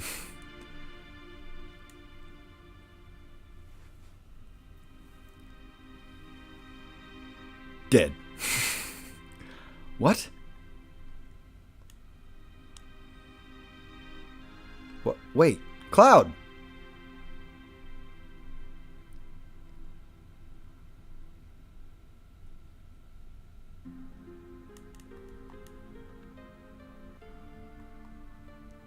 Did Sephiroth do this?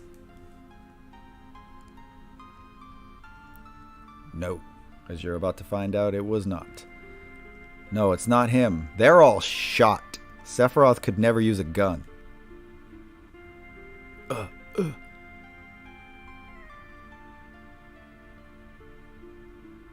Hey, what happened? A man with a gun on his arm. Oh, shit. A man with a gun on his arm? Well, that could only be one person. A gun on his arm? Hold it right there and stay quiet. Oh. Now he's not trying to impress us. Did you guys do this? No, it wasn't us. I must have been wrong.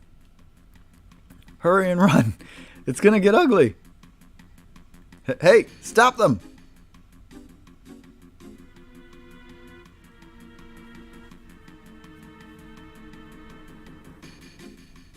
Uh-oh. That's as far as you go. Wait, listen. Cloud.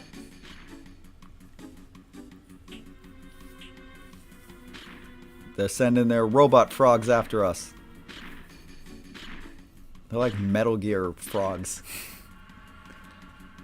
One more to go. Yes. Hey, pay attention. I don't need to hear it. Pay for your crime below. Do it. Yes.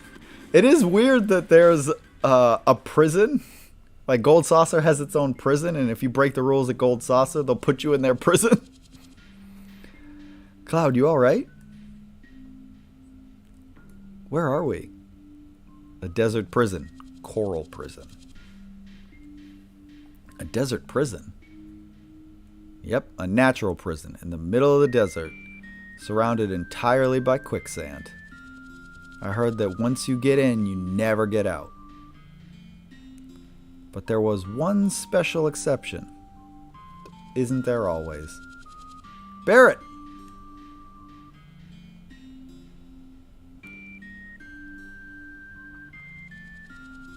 Barrett! Did you? Stay back. This is something I gotta deal with. Just leave me alone. Seems like Barrett might have murdered a bunch of people. Whew. That's one of your friends? He sure looks dangerous. Barrett. Barrett's out here murdering people. This one's been shot too. We are going to take our midstream break in a second, but I want to explore a couple of things first. I love this, that there was a treasure chest down here, but everybody here is so desperate that somebody else got to that long before I did. And there's all those, dead people, skeletons in there as well. Oh, shit. I should... Cloud's the only one with any materia on him.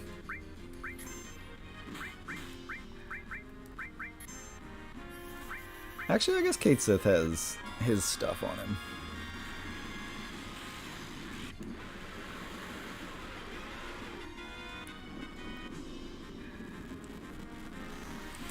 So we'll do a little bit here, and then we're going to take a quick break.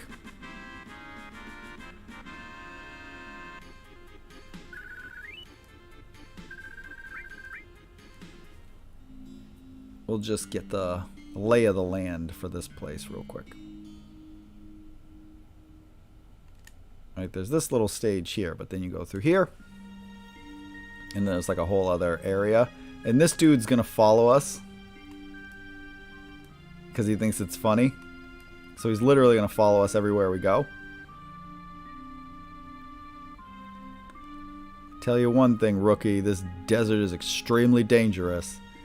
It'll welcome you in, but when you try to leave, it'll swallow you. I hear some of them never make it out. The best thing is to stay out of the desert entirely.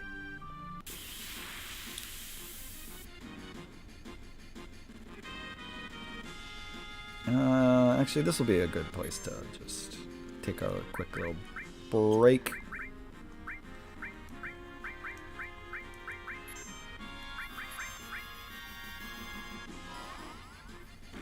So I'll finish up this fight, and then I'll go to that save crystal. Ooh. Getting tired. And I gotta go to the gym tonight, so I need to get over that shit.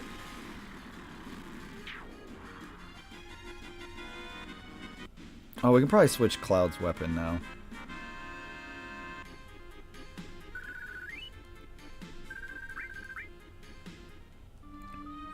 But yeah, we'll take a quick break, and then I'll keep it moving. So let me just save first.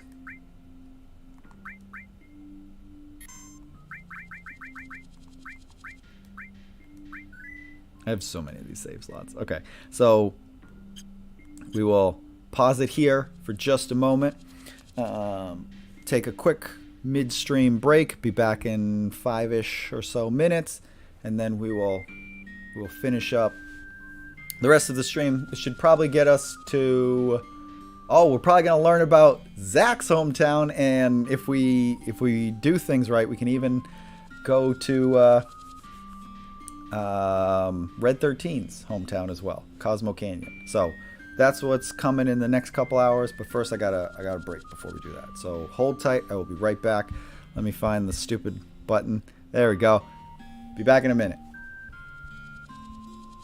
Where's the damn button?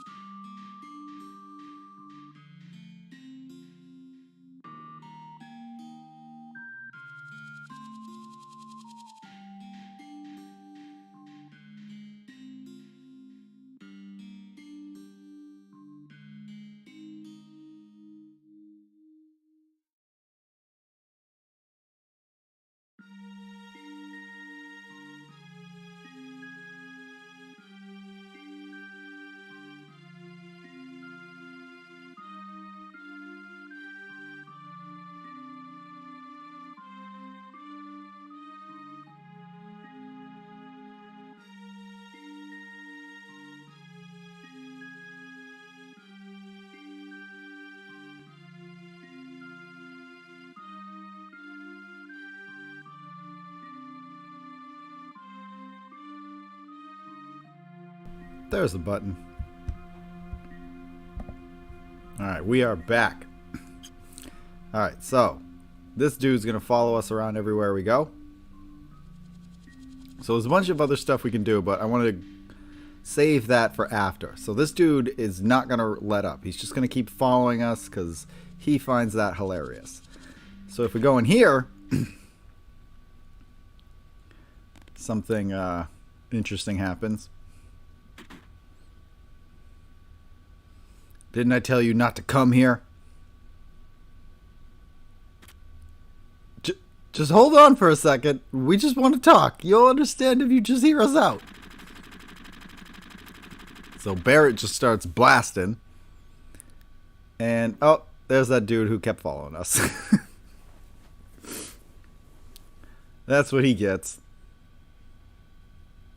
Didn't want none of you to get involved.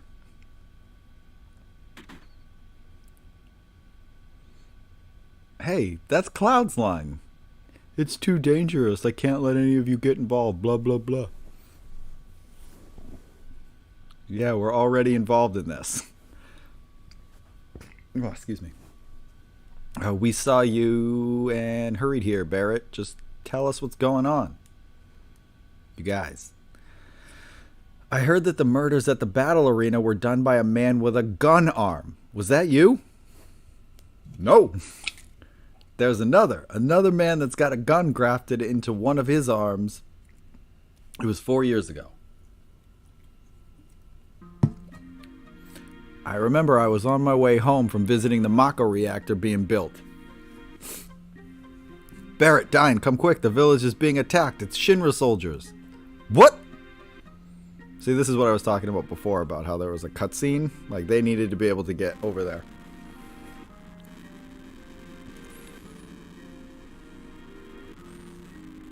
They're just watching their town burn down. No wonder he hates the Shinra so much. What the hell happened?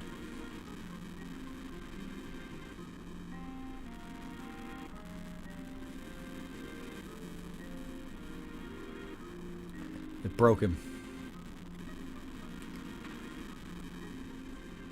What the hell was that with Did you see Dine's head? He was like, hey Barrett, it's not over yet. Everyone's waiting. Let's go back together to the village.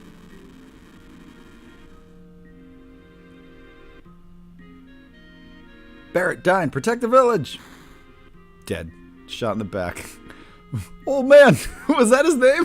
Old man? Oh no, old man. What have they done to old man?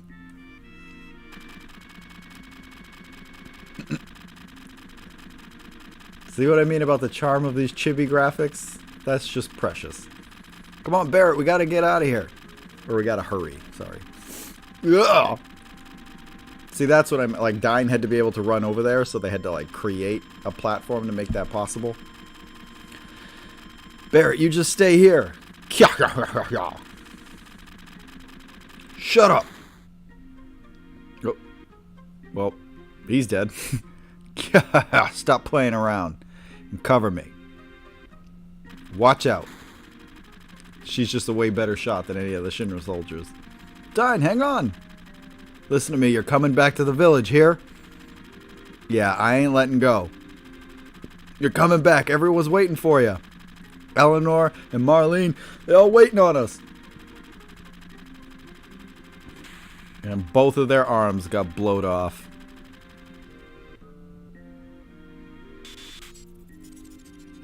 Now they got no arms, so naturally they had to both go get guns grafted onto their arms to replace their missing hands. From then on, I couldn't use my right arm no more. I was depressed for a while, but then I threw away my artificial arm and got this gun grafted in.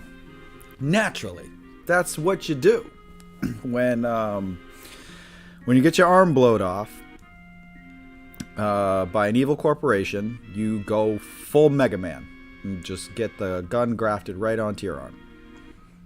Got a new right arm to get revenge on the Shinra who took everything away. Yeah, that's what you do. Back then I heard the doc say there was another man who got the same operation as me. Yes, because clearly it is a very standard practice when an evil corporation blows your arm off. But his was the left arm. All right. Yep, of course. But Dine's injury was the same as yours, right? Yeah, that's right. He was deceived by the Shinra too. He'll probably join us to fight against the Shinra. Wouldn't bet on it. I gotta apologize to Dine before I can rest in peace. And that's why I gotta go alone. Do whatever you want. Is that what you want to hear? Well, I can't let you do it. We need your help to save the planet. Barrett, this isn't the end. Weren't you going to save the planet? Fuck, Tifa. You ought to know by now. That's alright. I'm not so different from you. That's easier to understand. It's you, Barrett. So there it is, Barrett. So I guess it'll be fine. Or it'll be Barrett, me, and...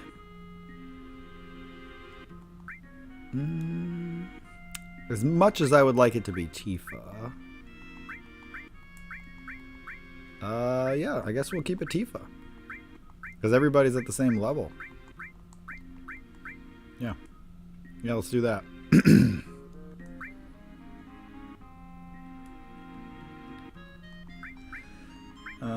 But let's equip her with... Okay. Boop, boop, boop. Doot, doot, doot, doot, doot, doot, doot, doot, doot, doot. Is that his... Is he good? I guess that's just what it's gonna be. Alright, so I guess we'll just keep him at what he's at, but here we want to do some exchanging.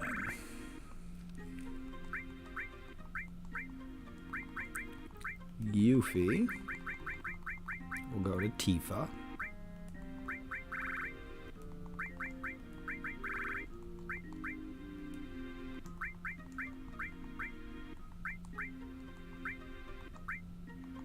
Yep, okay, that's exactly what I wanted.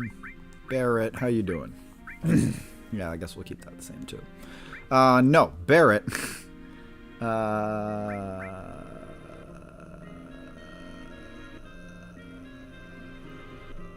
Should I do it now? I'll save it. Because Barrett's eventually going to have a boss fight that he has to do solo. So I want to make sure that he goes in stacked with like all the best materia. But that's not for a little bit, so I'll make those swaps later.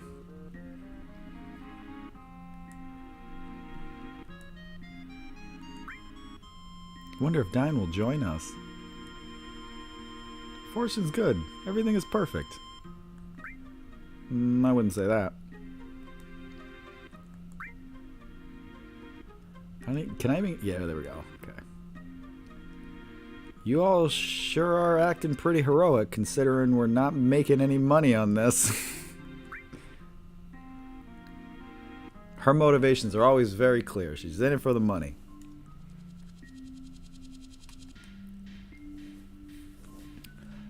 Want to enter the Chocobo race? Yeah, I want to enter.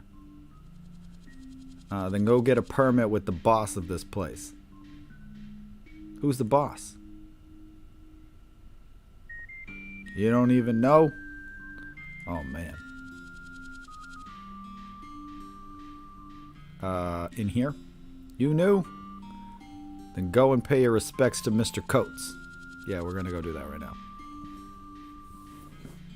This guy would be the boss. He's like the warden of the prison.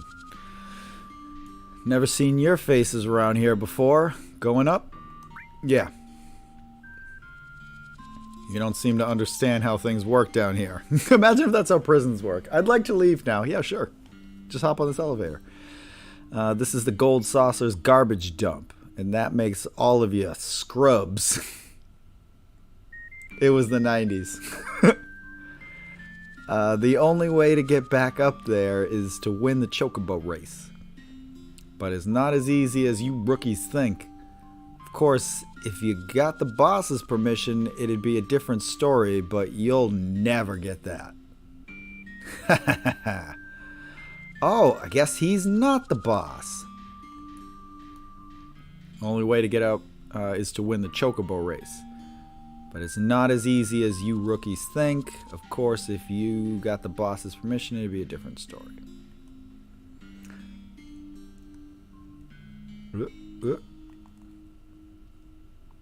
So now there's all kinds of convoluted shit that we're supposed to do just to figure out where to go. But I already know. So I think this guy's the one who tells us. Yeah, those guys only tell lies. Only lies. None of them will tell you the truth. Okay? That's important to note. Just talk with them a couple of times and you'll get sick of them. These three always tell lies. It's like a riddle. They're going to tell you something, but the thing that they tell you is always the opposite of the truth. It's not just that it's a lie, it's like literally the opposite of what the truth is. Let's do a bunch of attacks.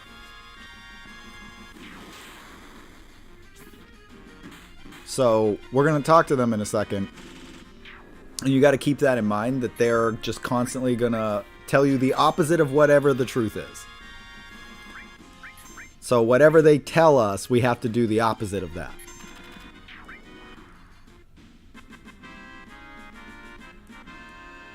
And come on. Alright, so this place is heaven. This place is heaven. This place is heaven. Right? Obviously it's not. This place is hell. Man with a gun on his arm? Never heard of him. Nope, never heard of him. Never heard of him. Okay? So that means they have heard of him. You want to see the boss? Go southwest and you'll meet him. Which means you go northeast, right? You gotta go the opposite. If they're saying southwest, you go northeast. Go southwest and you'll meet him. You'll meet him. You'll meet him.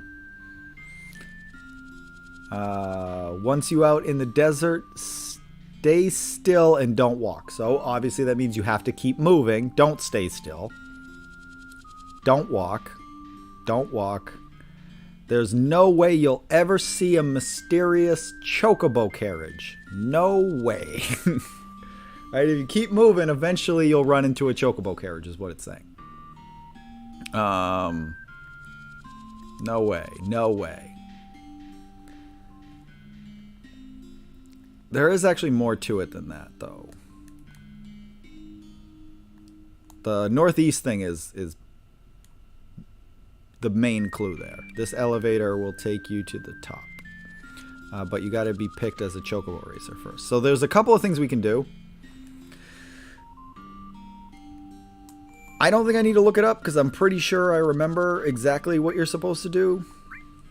I think that is it. You just keep going northeast and you'll eventually get to Dine.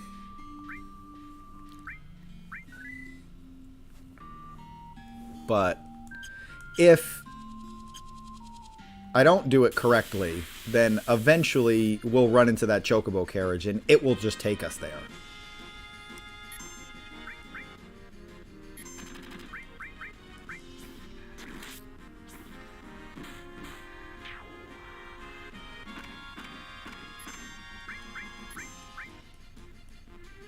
Yo, he stole Deadly Waste. I don't give a shit about that.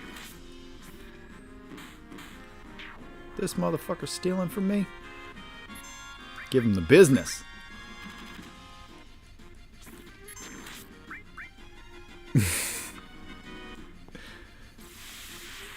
I love how they do a goofy little dance before they run off with your shit. I almost don't mind them stealing from me because of that. Like, I got a dance out of it, so can't be totally mad. Anyway, so here we go. Alright, we're going to go up here. I don't think there's anything in these buildings. No, there's nothing in there. But I am now going to end up in a fucking fight. So we want to go northeast, right? That's... just do this just to get rid of these guys quicker. So when we get out in the desert, we run northeast, and that should take us to Dine. There is like an actual path you can take. And I don't remember the details of it. It's one of those things where it's like you go north so many times and then you go east so many times. I don't remember what all that is. It's been way too long. But it doesn't matter, because if you just keep moving, eventually you'll run into that chocobo carriage anyway. But you go east, then northeast,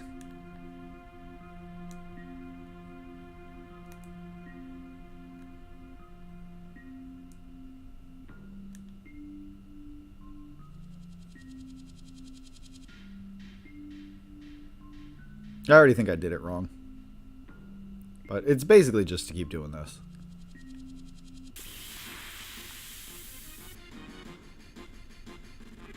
Uh-oh.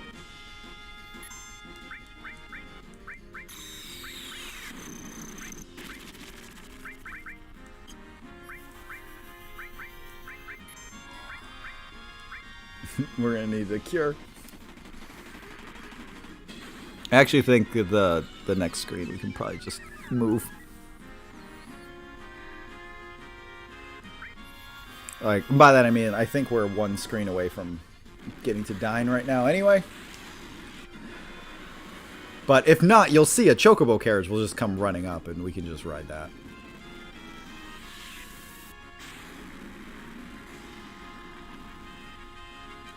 Oh shit, that barely hurt that thing.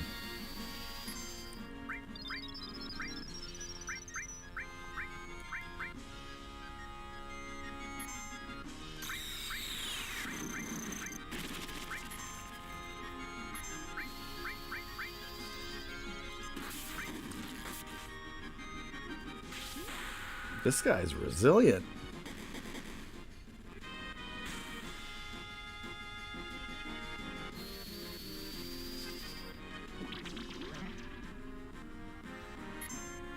Alright, let's just do this to keep it moving.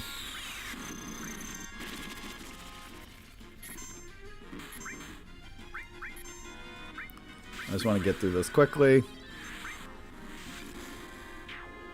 There we go. Shut that off.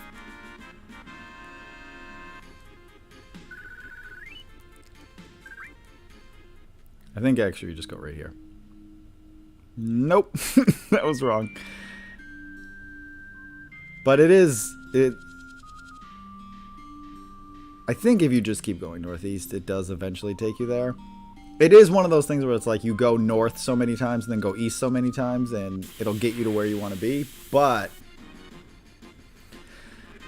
I just really didn't feel like looking up what the exact pattern is, because I know that chocobo carriage is going to come one way or another anyway.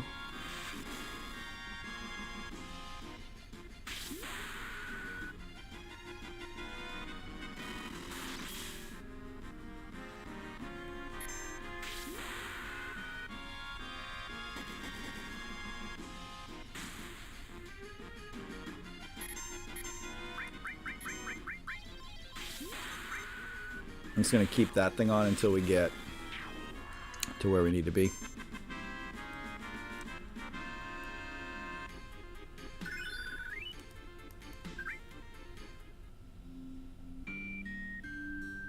Oh, god damn it.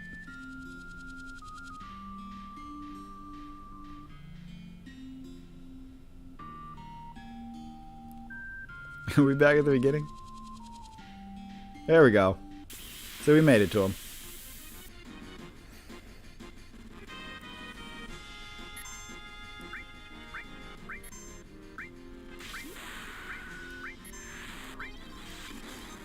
Oh shit.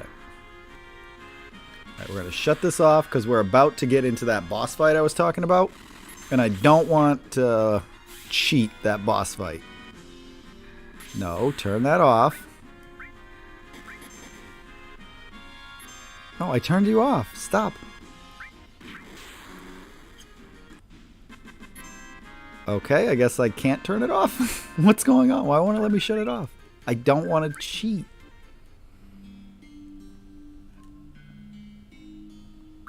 And we're going to make some trades here. Because Barrett needs, like, the best materia going into this fight. So, give him this. Doesn't need that. He's not going to need heal. But earth wouldn't hurt to have.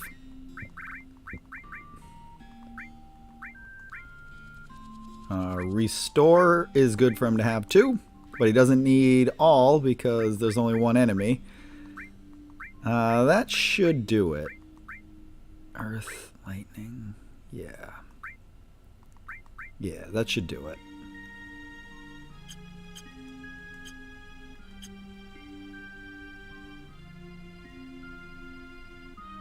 Alright, here we go.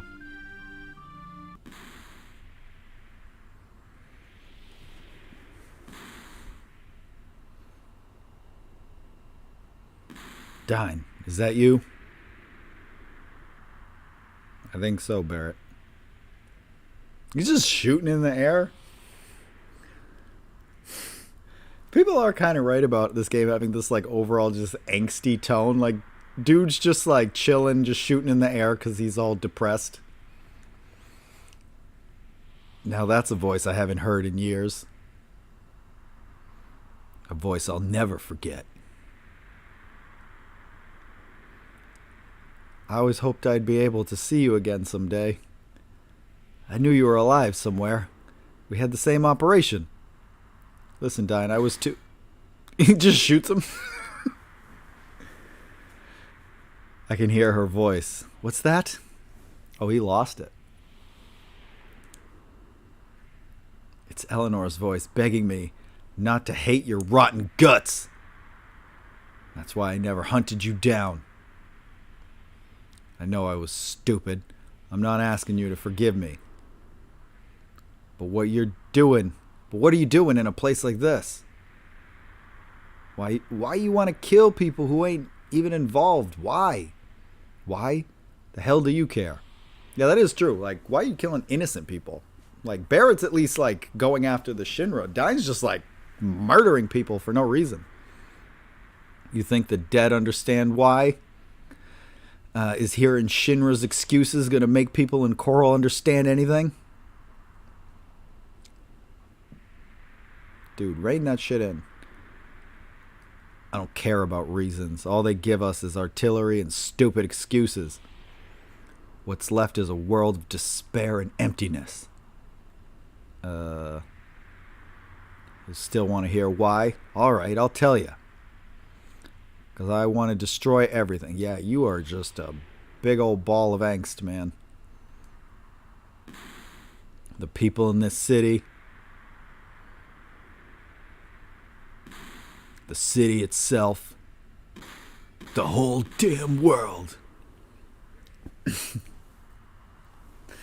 Dude's kind of a drama queen. I got nothing left in this world. Coral, Eleanor, Marlene. Dine, Marlene. Marlene's still alive. I went back into town. I thought she was gone for sure. I wandered around town for a while. That's when I found her. I found Marlene.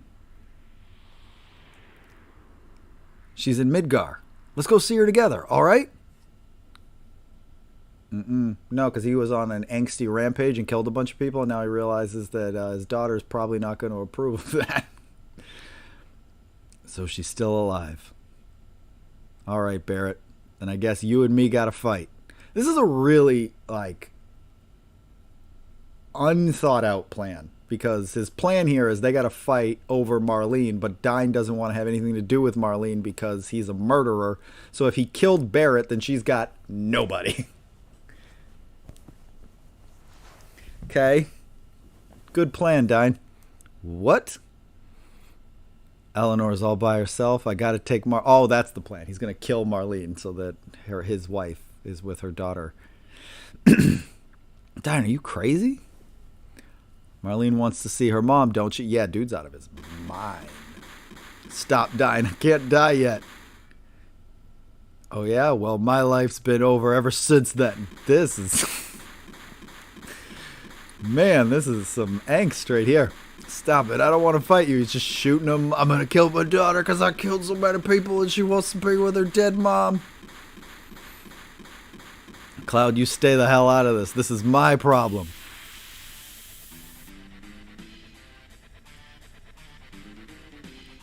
Oh, here's the music that's going to get me a fucking copyright claim. Ah, shit, the thing is still on. Alright, it's off now.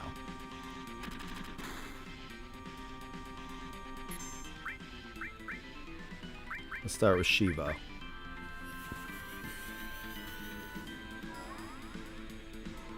I don't know how to operate that limit break thing. Because I'll turn it off and it'll still be on. So I don't know how to actually shut it off. But it is off now.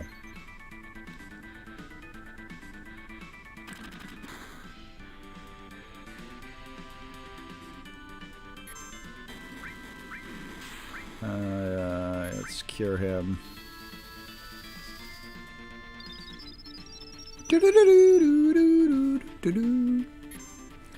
This eventually does become the strategy that I just let him like keep doing this shit, and that will give me limit breaks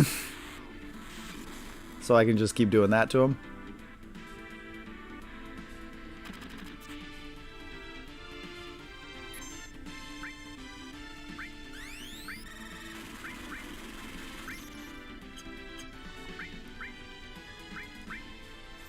So, like, I'll cure myself here, and then he'll hit me with an S-mine, and I'll have another limit break.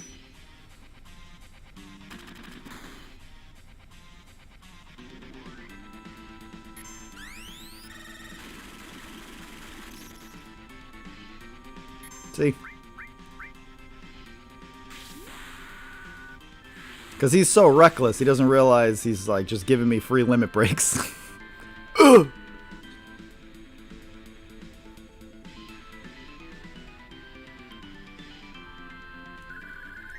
You got me! Silver armlet. Oh, I should have put enemy skill on it. God damn it!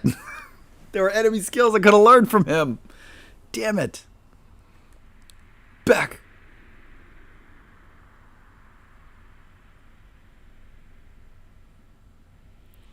I didn't just lose an arm back then. I lost something irreplaceable. I don't know where it went wrong. Dying, I don't know either, man. Is this the only way we can resolve this? I told you, I want to destroy everything. Everything. This crazy world, even me. Yep. It's this very, very dramatic, depressing story. And what about Marlene? What's going to happen to her? Think about it, Barrett. How old was Marlene back then? Even if I did go see her, she wouldn't even know me. I can't help but read it like that, like an angsty teenager. Like, that's how he sounds in my mind. And what's more, Barrett, my hands are too stained to carry her anymore. Okay.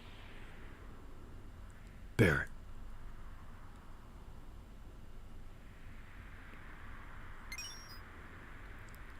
Give the pendant to Marlene.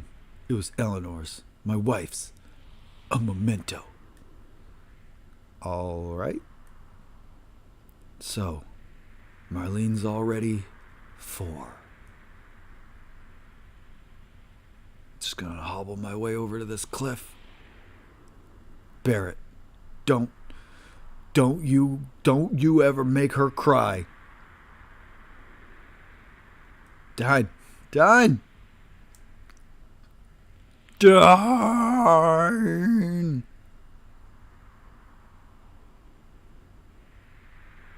My hands are dirty too. Done. Me and you, we're the same.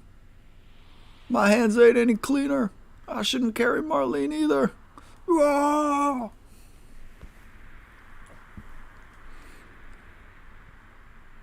I submit to you, that's like the corniest piece of this whole story.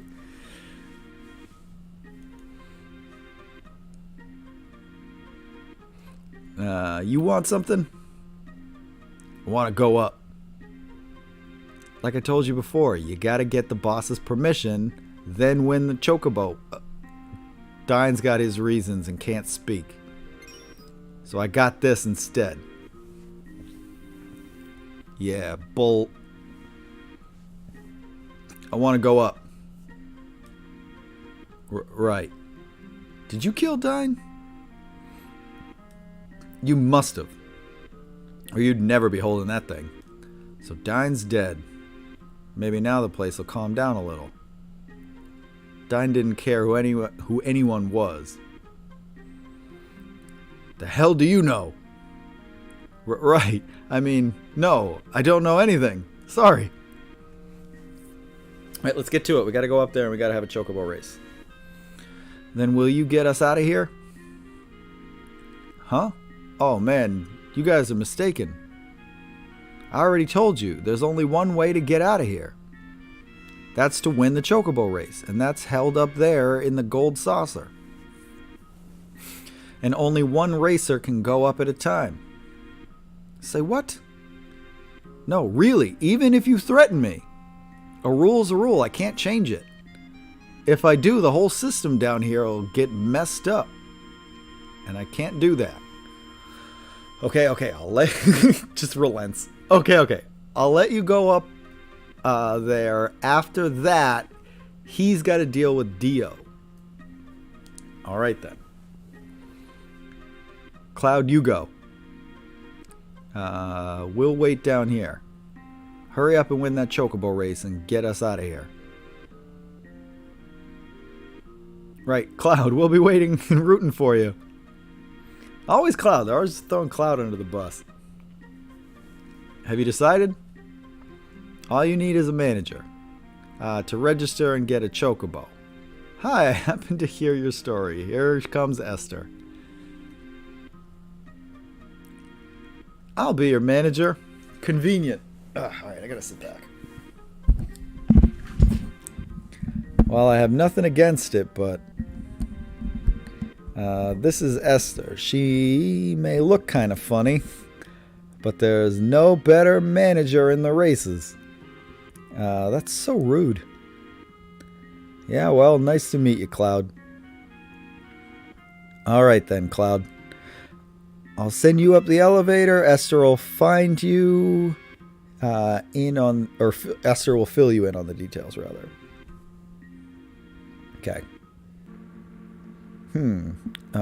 So that's what happened. I'll talk to Dio directly. You just concentrate on the race. Oh yeah, getting back to the other thing.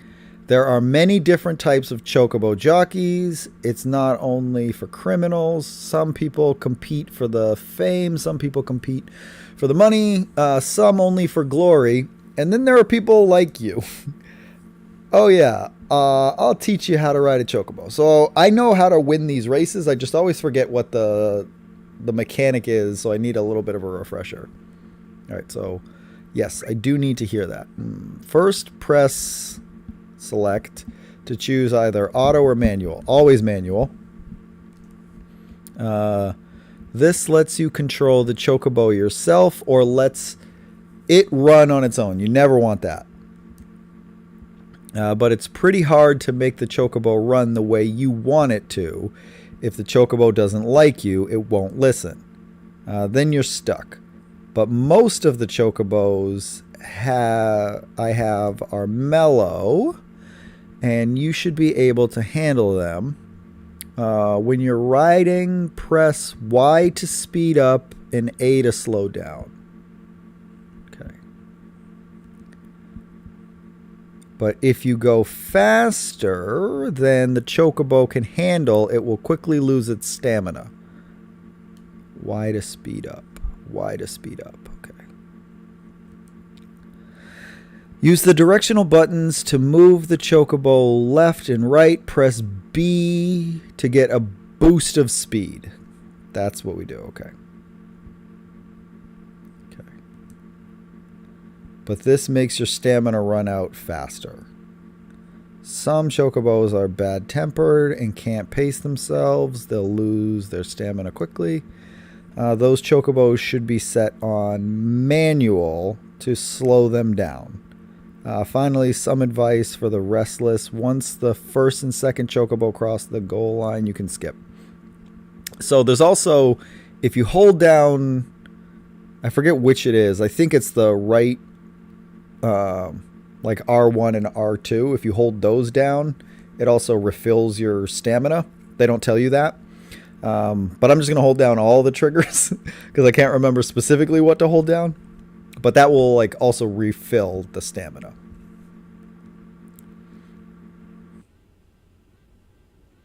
I like this subtle detail that like the chocobo music is playing, but it's really quiet because we're not in the race yet. We're backstage. You knew? Hi, Joe. Hey, Esther. You're looking pretty as usual. Thanks. Let me introduce you, Cloud. This is Joe, one of the top chocobo jockeys. Yeah, sometimes he shows up in races and he's really good. So if he's in a race, you're almost guaranteed to lose until you get like way better chocobos. Nice to meet you, Cloud. If you're with Esther, then right, he's an up-and-coming jockey. He'd only been down there a day and already made it up here. What? Oh, I see. So why did you get put down there? Sorry, we're not supposed to ask about the past here. Pretty interesting. I have a feeling that we'll meet again. Yeah, we will. Because I'm going to do a bunch of chocobo races when we start breeding chocobos. And until we meet again, Cloud. You see that red material over there in the corner that you just walked by? That's Odin. I need that. I'm going to check on the chocobo. You just wait here for a while.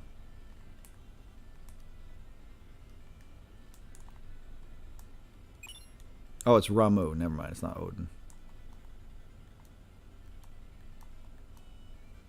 I got nothing to say.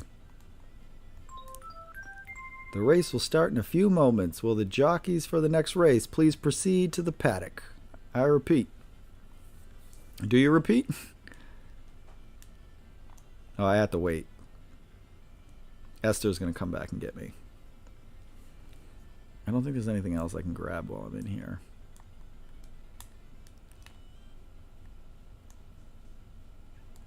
She's supposed to come back and get me. Yeah, there she is. Thanks for waiting. I registered you in the next race. This is a chocobo I prepared myself. He should do well. So, remember how to ride? Yeah, I got it now. Then good luck. Okay, I got this.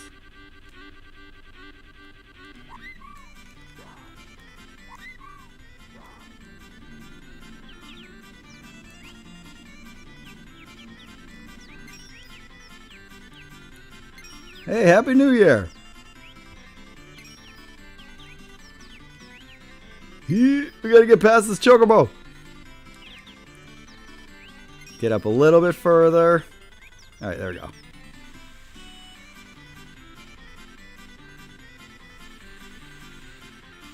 Oop. Where are they? I think I'm far enough ahead that I should be good. Welcome back, D-Media. I haven't seen you on the stream in a while.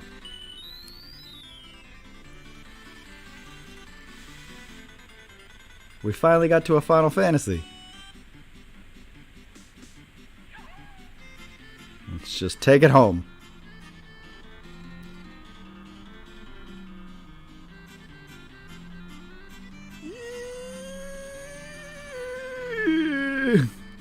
There we go.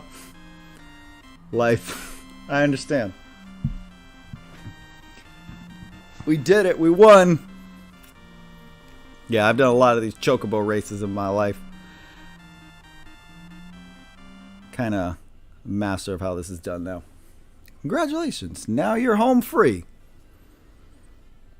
Too much has been going on. Yeah, you were in the process of moving last time you were on the stream, so I imagine there's been a lot going on. Yeah, the owner told me to give this letter to you if you won. Boy, if you're reading this letter, then you must have won. I know you earned it.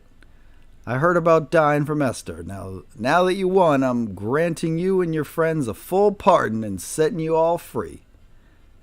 And by way of apology, I have a little gift for you to use on your journey. Sorry I couldn't be there to tell you this in person, but I'm a very busy man. Sincerely, Dio. A gift?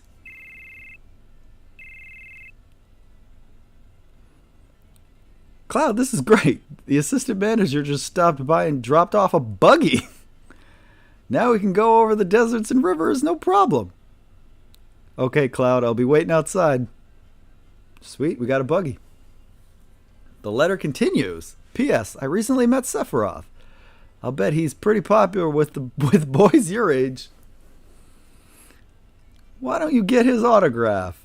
He was heading toward Gongaga, south of the river. I know exactly where Gongaga is. That's Zach's hometown. Sephiroth. I guess this is goodbye. Yeah, well, if you ever get your own chocobo, come back. Oh, we will. We will have lots of chocobos that we'll be coming back here with.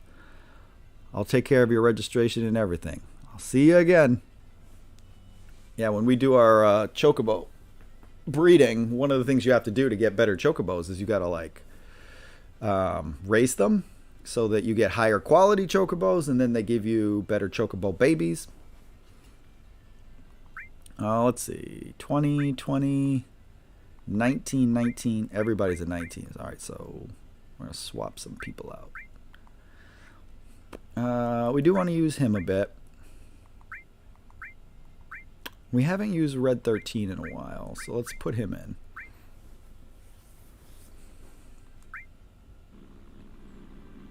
Ooh. How to drive the buggy. Press A to get on, press B to get off. Yeah, I know how to drive a fucking buggy. This is silly. Whoop. Alright, let's make sure everybody's properly equipped. We will switch him over to this now. Ooh, you need some new weapons, man.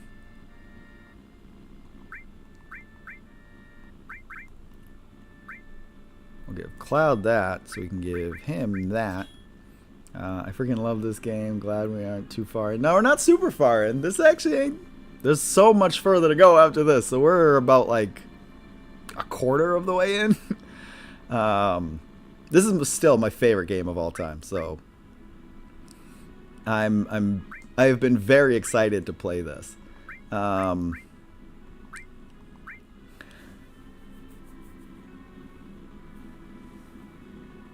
So I announced at the start of the stream that there's going to be some major changes to gameplay Fowl. Put that on instead. In future seasons. If you haven't checked out the season finale yet, you should check that out, because it has a bit of an ending that left some people wondering if the show is even going to continue. It is. It's just going to be very, very different going forward in a good way. We're going to make some positive changes to the whole thing. All right, let's see. I got to get some new materia going here. Let's give this to Kate Sith. Bum, bum, bum, bum, bum, bum. Okay, guess there's no point in having all on there.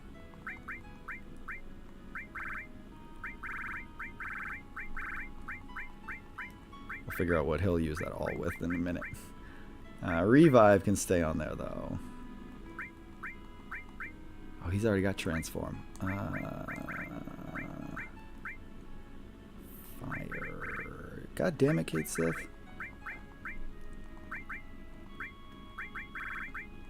Give you this.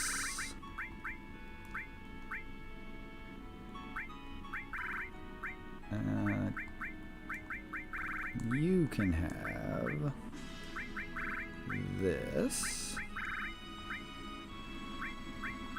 Guess we'll also just give him Shiva. This cloud's stocked up.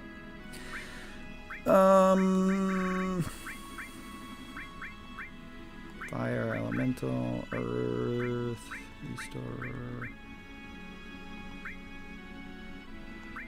Earth, I guess. Give to Kate Sith.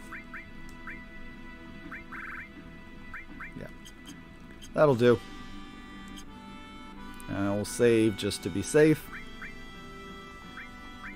On one of our 100,000 save slots.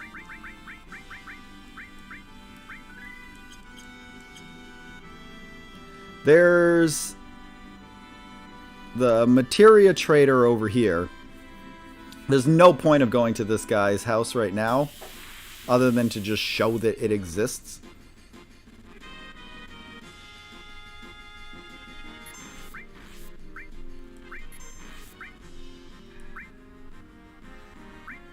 Yeah, whatever.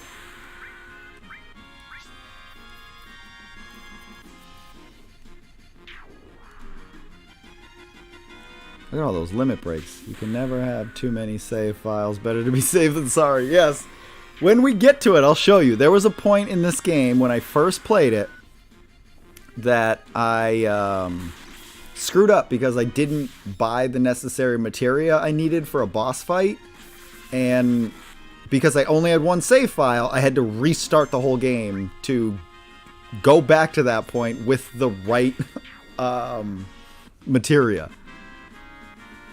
But I like to like revisit like specific sections of this game, so I like to have save files that are all spread out so that I can just be like, I want to go back to like Gongaga. Let's go back to that part. I have a save file right outside of there. But yeah, there's a house over here. Like if I keep going, see that house down there? Like we could go down there. That's the materia trader's house. But we don't need, there's no purpose for going there now. And we already have Yuffie. This would be another point you could get Yuffie if we didn't get her where we did. In the forests up here, you can also find Yuffie. But we already have her, so we don't need to go searching for her.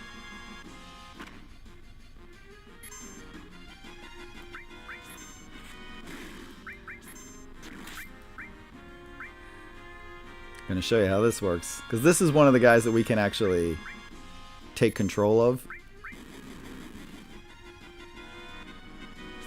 How am I not learning any of these enemy skills? That happened to me my first playthrough. Yeah. When you don't know, especially if it's like your first RPG, you won't know that you're supposed to like buy certain weapons and certain materia. So if you make that mistake and you don't have an older save file to go back to, you're just screwed. Alright, so we're gonna run in here. This is Gongaga. Is someone there? Oh shit, I was supposed to have Tifa in the party here. Fuck, I fucked up. Hey Rude, who do you like? What are you getting so embarrassed about? Come on, who do you like? The only other games that happened to me was my first playthrough of Resident Evil Code Veronica. When I played that, I was a more seasoned gamer. Resident Evil 2, I had shit like that happen to me on. Tifa? That's a tough one. Poor Elena. She, you? No, she likes Song. I never knew that, but Song likes that ancient. This, I really should have had Tifa and Aerith in my party. What are they talking about? It's so stupid. They always talk about who they like or don't like, but Song is different. Oh no! They're here! They're really here! Yep, right after the plane crashes and you fight the huge T-Virus dude, didn't have the right weapon. Yeah, those are early gaming mistakes that you can make. When you make the mistake of ending up in a place where you need specific weapons or need to be at a certain level and you ain't there or you don't have that, guess you're starting over. Rude, don't go easy on them. Not even the girls. Don't worry, I'll do my job. Then we're counting on you. I'll report to Song. So this is another reason why having the girls on your team, especially Tifa, helps in this fight, because Rude won't hit Tifa. So you can just keep her alive. But I can probably take these guys. Payback time for what you did in Sector 7. Sector 7? That's sad. That's as far as you go.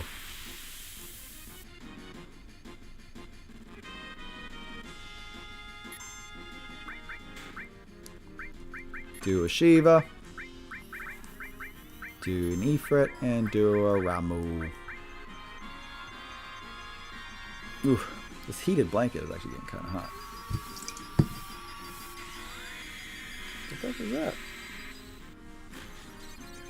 I think something fell in one of my closets.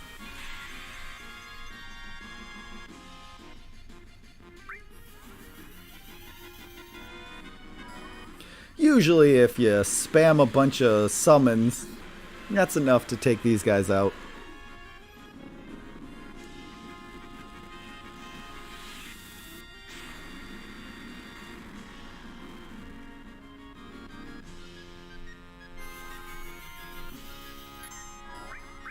And one more for good measure.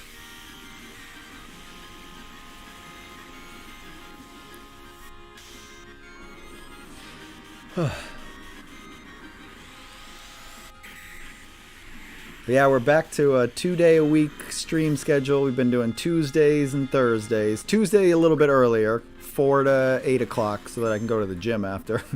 And then Thursdays are still our 8 o'clock stream, 8 o'clock start times.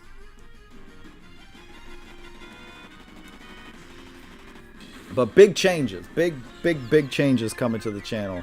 Hello and welcome, DJ Mega Aim. Thank you for joining the stream. We're just over here fighting some Turks. Who's got the...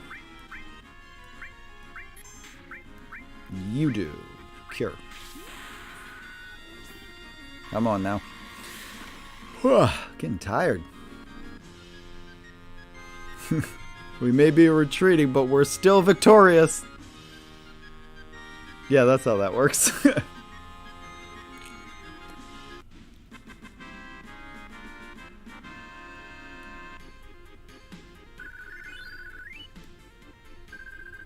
Fairy Tale. We are going to swap out in a second.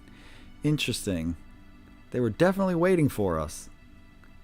They followed us, but there weren't any signs of it. Then that means... You don't think there's a spy, do you, Cloud? Convenient that he would say that.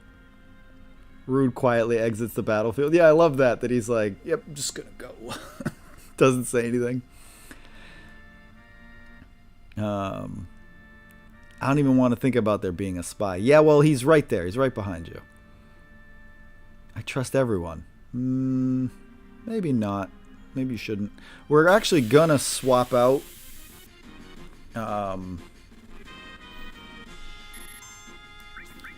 Just want to quickly get through this. Because I need Tifa and Aerith for what's coming up. Yes, yeah, like I was just saying that. Yes, I'm going to switch it to Tifa and Aerith so that when we go into Gongaga, we get the better dialogue and find out more about Zack. I should have had them for that, because it changes that dialogue as well, but I forgot that that was going to happen. So we need Tifa and we need Aerith. That will make this part just way more interesting. I think Tifa's got all of her best stuff right now. Oh, shit, Aerith. Yeah, we'll go with that. I usually have them with me for the start. when coming here. Yeah, I forgot. As soon as we walked in, I was like, oh shit, that's right. I'm supposed to have those two. But I was going just like based on who needed to level up, and I forgot that this was coming up.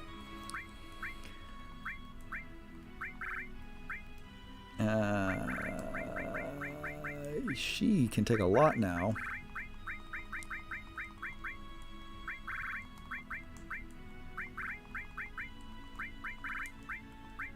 I probably don't need throw. And we'll do this.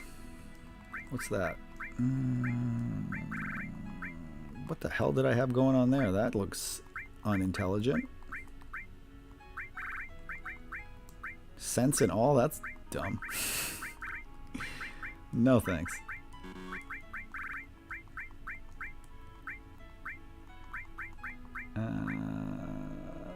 Let's do... I guess we could do fire.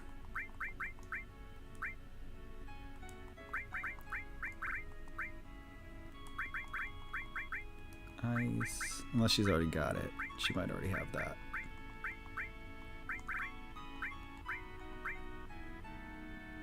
That should do it. That should be good. That should be good. Save real quick. Yeah, that scene with Reno and Rude would have played out better if we had Aerith and Tifa with us. But I definitely want those two for what's coming up. So we'll go do this part first to get the materia that's up here. Death blow. This is the exit, right? Yeah. So that's the way to go to get to Gongaga, but I want to get the Titan materia that's up here.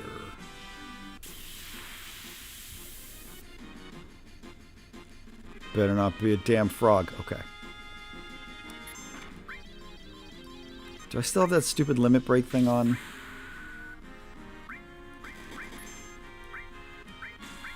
We're playing the Switch version, so it has those quality of life updates. I never knew that you get a different cutscene with the Turks when the girls are not in the party. Yeah, it's different. It plays out differently.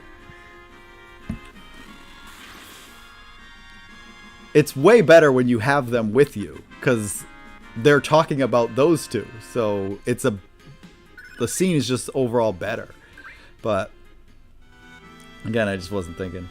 Oh no, we went. No. I want to do this after. I want to do the Titan materia stuff first, and then we'll go up there.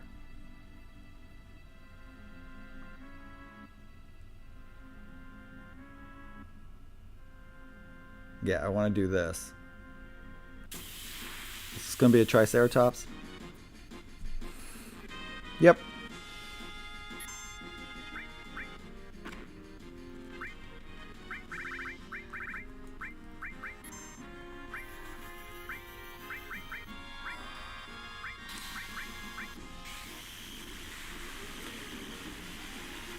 But similarly, when you get to Gongaga and you start talking to Zack's parents, it's way better if you have Tifa and Aerith with you. I think they did it like that as a way to foreshadow their importance in the town in regards to, you know who, yeah. Because we're about to meet Zack's parents, and like Tifa knows the truth. Like she's the only one who actually knows exactly what's going on here. And it puts her in an awkward position. Because Aerith knows Zack, like they dated, but she doesn't know the connection that Zack and Cloud have. Only Tifa knows that.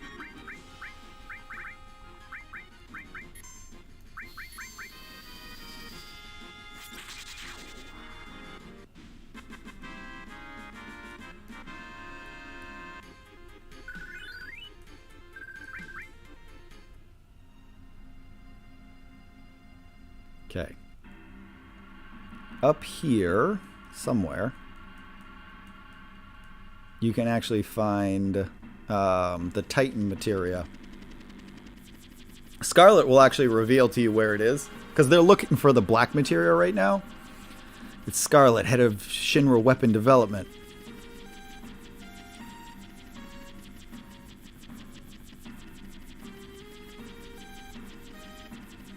So she's going to check this and be like, nope, that's not the right one. This isn't any good either. You only get junky materia from junky reactors. This reactor's a failure. What I'm looking for is big, large, huge materia. You seen any? Oh no, they want the huge materia at this point. No, I haven't seen it. I'll get on it right away. Please, we could make the ultimate weapon if we only had some. I read on the Wiki fandom page that apparently there was a cutscene of Tifa and Aerith discussing this stuff with Zack. So that might imply that Aerith did figure it out at some point, maybe. Well, this is one of the things where, like, Aerith knows a hell of a lot more about everything than she lets on. There's a book that has a series of short stories attached to the Final Fantasy VII story. And when Aerith is, like, at the beginning looking into the live stream, she's actually, like, watching the timeline play out. So she knows a hell of a lot more than she lets in on. She's literally, like, watching the events of this unfold so that when you get to Final Fantasy VII Remake, she is hyper aware that Sephiroth is also understanding of how the timeline plays out. So they're trying to manipulate it. With Hojo gone, weapon development's been getting a bigger budget. I envy them. But even if we make the perfect weapon, could that stupid Heidegger even use it? Oh, sorry, I forgot Heidegger was your boss. Kya, kya, kya. Let's go.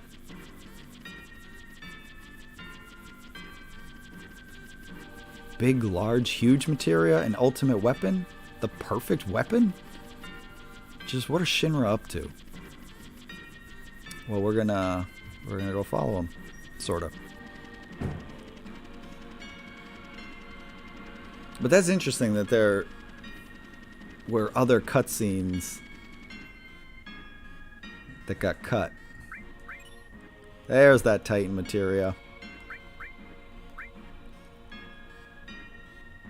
Honestly, I think Aerith did know about the stuff with Cloud and Zack by the time the date happens.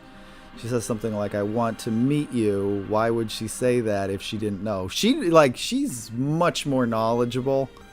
And even if she, without the, like, timeline thing, like, she already said that she can, like, talk to people in the live stream, so it stands to reason that Zack could be communicating with her from the live stream. Like, she can hear the voices of those people. It was a removed cutscene, yeah. And what's funny is, like, I remember cutscenes that didn't happen, so I think I'm remembering things that were in, like, the strategy guide that might have had, like, cutscenes like that. But that was a long time ago. Oh wait, no, she's got an open slot. Let's put it with Aerith. She's got a bunch of summons. Apparently Aerith is our summoner now.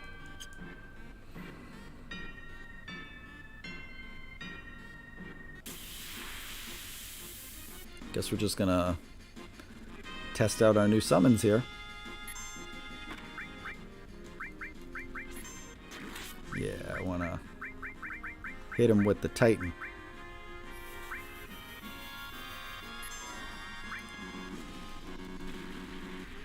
Alright, come on. This is... the way Scarlet refers to this summon is actually pretty accurate. They're like, at this point in the game, for us, it's a pretty powerful material, but summon, but overall, it's not that great. Like, later in the game, like, Titan is not a summon you're ever going to use.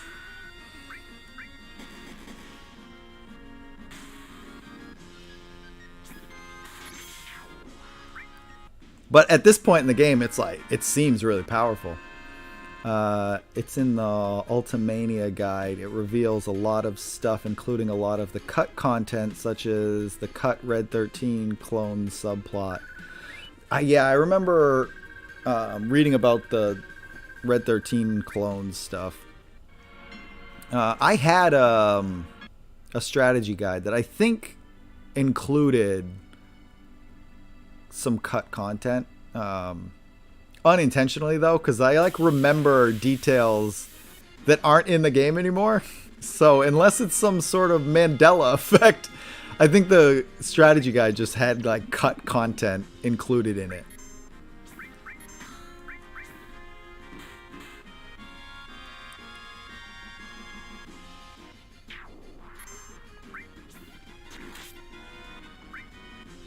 I probably shouldn't dick around with this thing too much because it could potentially kill me.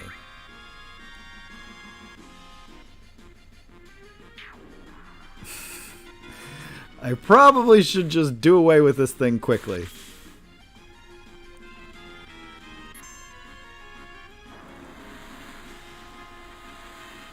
Every single summon. Yeah, yes. Once you get Odin, like, it does start to just render all the other summons obsolete. And, like, once you get, like, Bahamut and, like, a lot of those later game summons. Not even super later game. Like, you're right, like, Odin comes relatively early, and he's way stronger than most of these other ones. Oh, shit, I pushed the thing.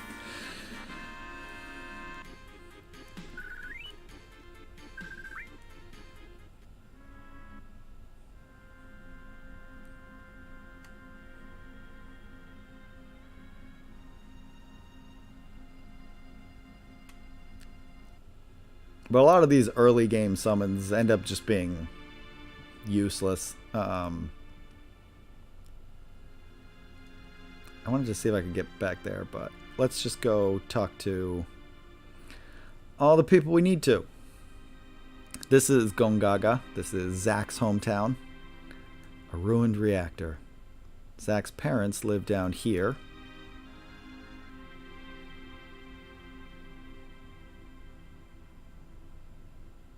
You a traveler? Hey, wait.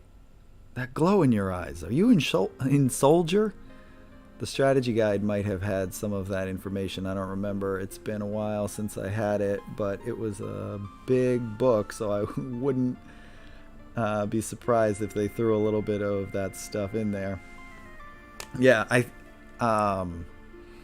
it has been a while, so I don't like this part. I remember there being something else that's definitely not here, but let me get through this and I'll try to remember what it was. Oh, you're right. Don't you know anything about our son? His name is Zack. It's been close to 10 years since he left for the city, saying that he didn't want to live in the country. He left saying he's going into Soldier. You ever hear of a Zack in Soldier? I don't know. Zack. See, Aerith knows. Young lady, you know him? I remember he wrote us 6 or 7 years ago saying that he had a girlfriend. Could that have been you? That can't. Yep, it was her.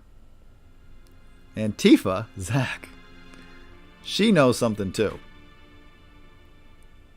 What happened to you two? Now, see, I remember... I can't believe he hasn't contacted us in 10 years. After all, we're his parents. I distinctly remember there being a diary in here.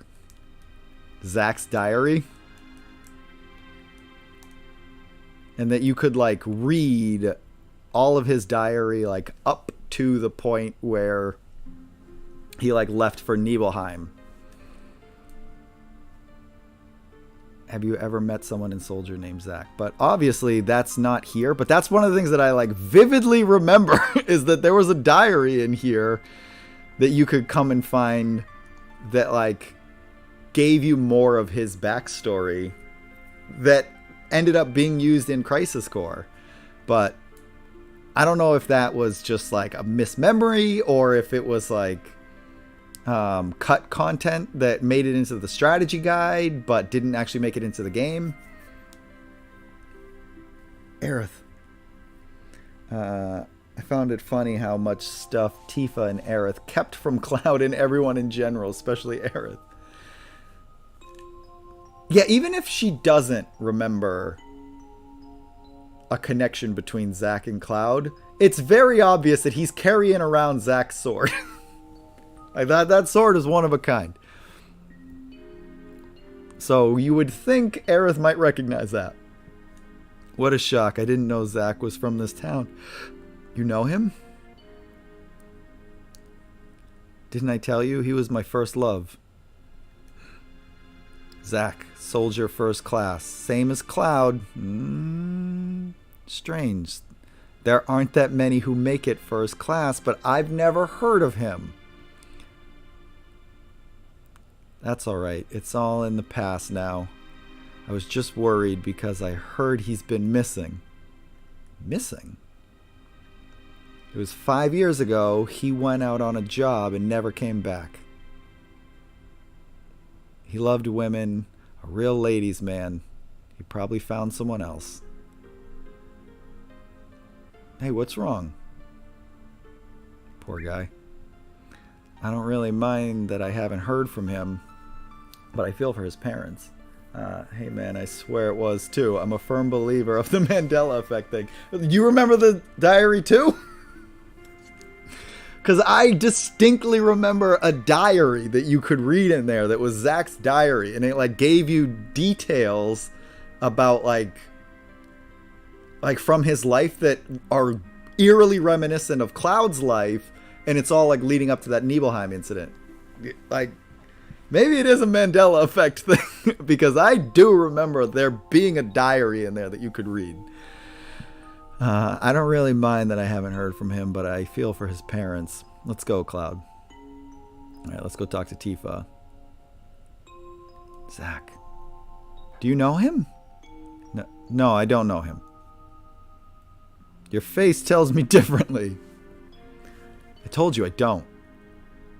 Alright. That sounds just like you leaving town. Or she's letting the cat out of the bag here a little bit. She's giving up the game. Ready? That sounds just like you leaving town and saying I'm joining Soldier. There were a lot of guys like that back then.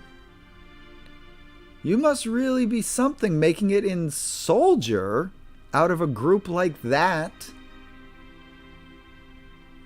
I really respect you. I worked hard for it. Hard work pays off, huh? Thanks for caring. She kind of gave up the game there a little bit. It does seem like they apply some of the cut content to unused ideas to the remake and the compilations in general to a certain degree. Yeah, and I don't know about this diary thing that D-Media and I are remembering, but if it was truly cut content, they did use that in Crisis Core, or portions of it. But I guess I'm not the only one who remembers the diary. This is Gongaga Village. Many people died here in a Mako reactor explosion.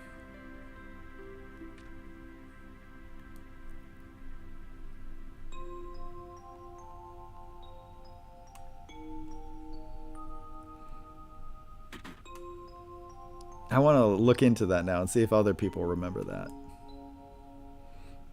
Because I remember on one of my times that I played through this again, I went there just assuming that the diary was going to be there, and then I was like, oh wait, there's literally no diary here. But I remember reading it.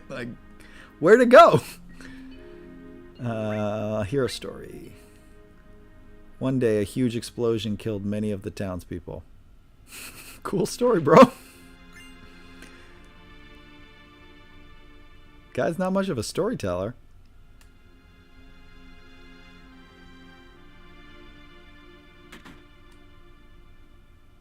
Oh, this is the one. We can go up here.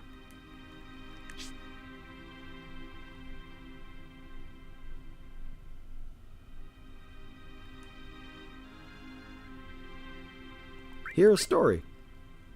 It's been a while since the explosion, but you can still find the pieces it left all over town. Alright, what we got for weapons then? On the phone asking my big bro right now, and he said there was a diary and he's about to pull up his old save file. If it's in the PS1 version and no others, like that would at least explain it, but I remember that being a thing. Honestly, 7 had so much content in the original script, both used and unused, that I can see why they made so much stuff from it. Yeah.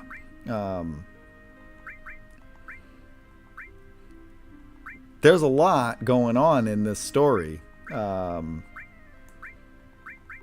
there was a lot of unused ideas. So there's plenty to make out of it from that. That's how we ended up with so many side games like Crisis Core and Dirge of Cerberus and Before Crisis. Did you want something?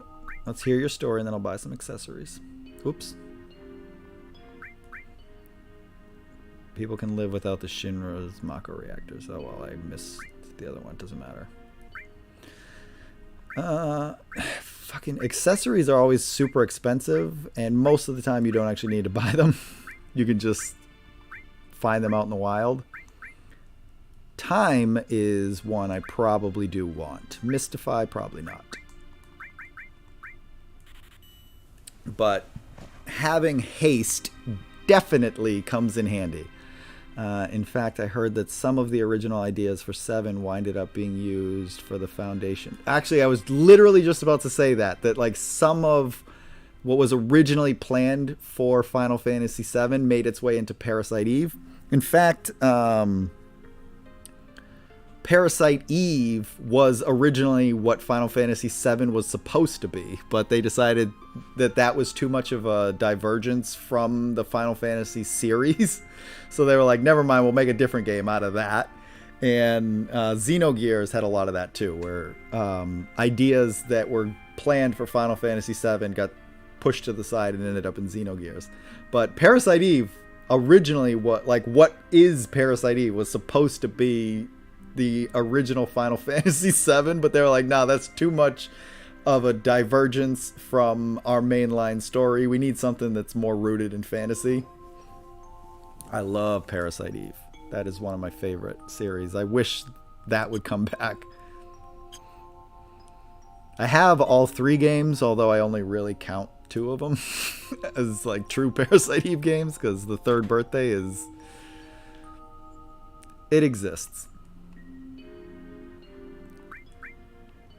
Shinra built a reactor without even thinking about the town's safety, and this is the result.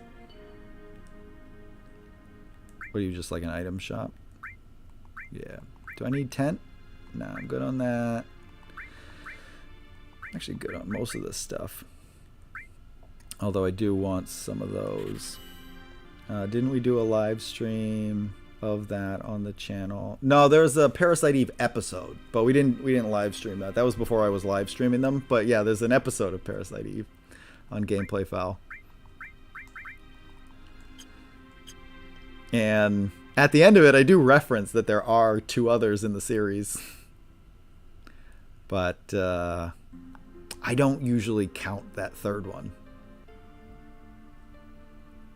Third birthday is... It's like... It was like an attempt at like a reboot of the Parasite Eve series. But man, did it fail. Alright, we're done there. But see, that is why, I mean, they made so much stuff from just the ideas of 7. The compilations, 8 to a lesser degree, Parasite Eve, Xenogears, the remake series is crazy. Yeah.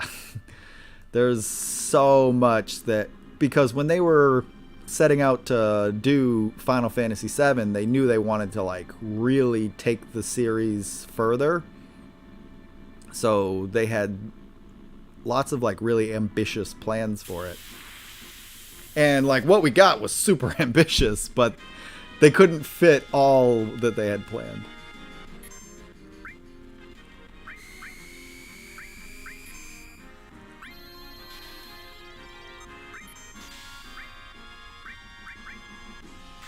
I don't know. Did I shut that stupid thing off?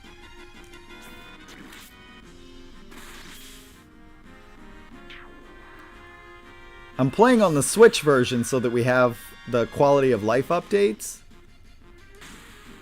But one of them feels like cheating, so I try to use it rarely. But it's hard to tell when it's off. It's off now. It like gives you unlimited limit breaks,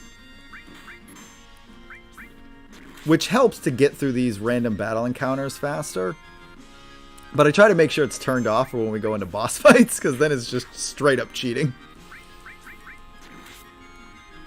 But like I can speed up time and make it all go by faster too. But I kind of dig this whole part of the game, so I've been playing it at the normal pace.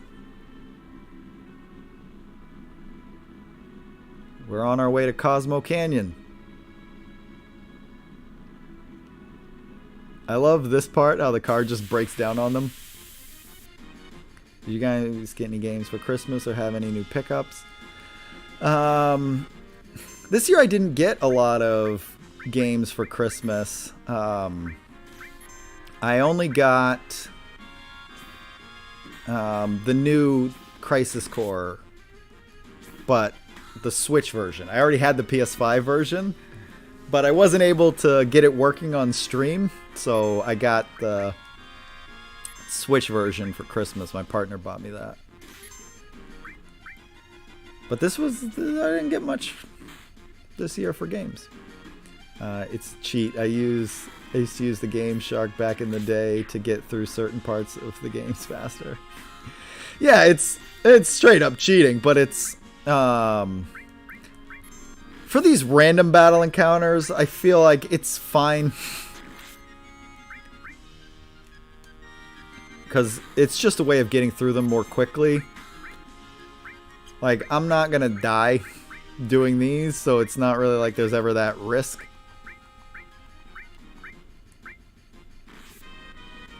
So I usually just use it to get through it more quickly. Like I'm about to do right now, because this is getting annoying. But using it on a boss battle, that is straight up cheating. You got Pokemon Violet? You got like 12 new games? Damn, I'm jealous. I'm trying to think if I bought anything recently. Not really, because I had to like save for Christmas. Alright, we're just gonna go spam some summons here. Yeah, as Cloud dies. I meant like the whole party, but literally as I was saying that, like Cloud died. And I was like, ironically, this is happening. So there is always that risk that you could die in these random battle encounters, but usually comes from just being reckless and not paying attention.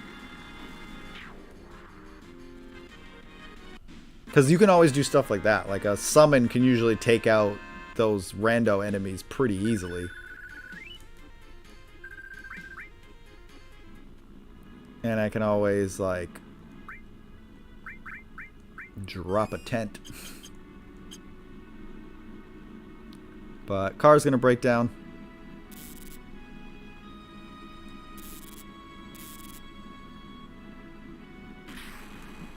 Oh, can't use that anymore. Oh man, a breakdown now? A conveniently placed breakdown. I'm actually going to switch over to him so that he's in my party. He doesn't need to be. He's going to come running in. It's just a little bit better if he's just already in it. I'm not even going to put materia on him because I'm going to have to change it out anyway. The harder random encounters are much later in the game, but if you try fighting the enemies in the harbor section of Junon Harbor by the reactor, you might get destroyed. Oh yeah, if you go down by the actual like coastline, yeah, those ones can be pretty fucking difficult.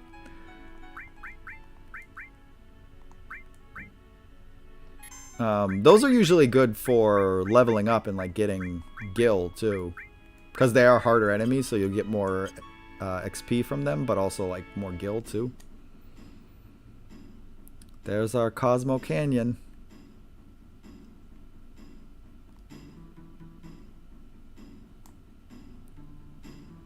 I am home. It is I, Nanaki.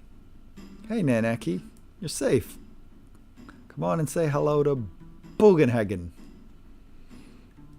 Nanaki? What the hell?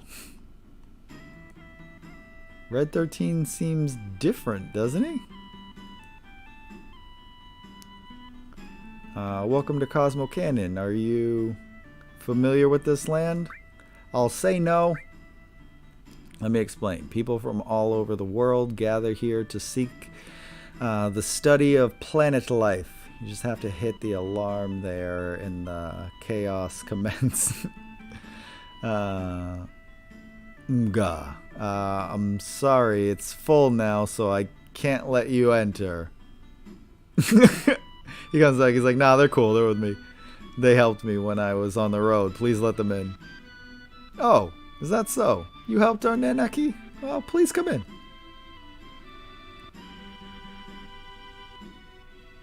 At this point, who the hell is Nanaki? Nanaki is Nanaki. That's his name. I knew it was gonna make me switch back anyway, but it's always better if he's just in the party when you come in. I guess it doesn't really matter.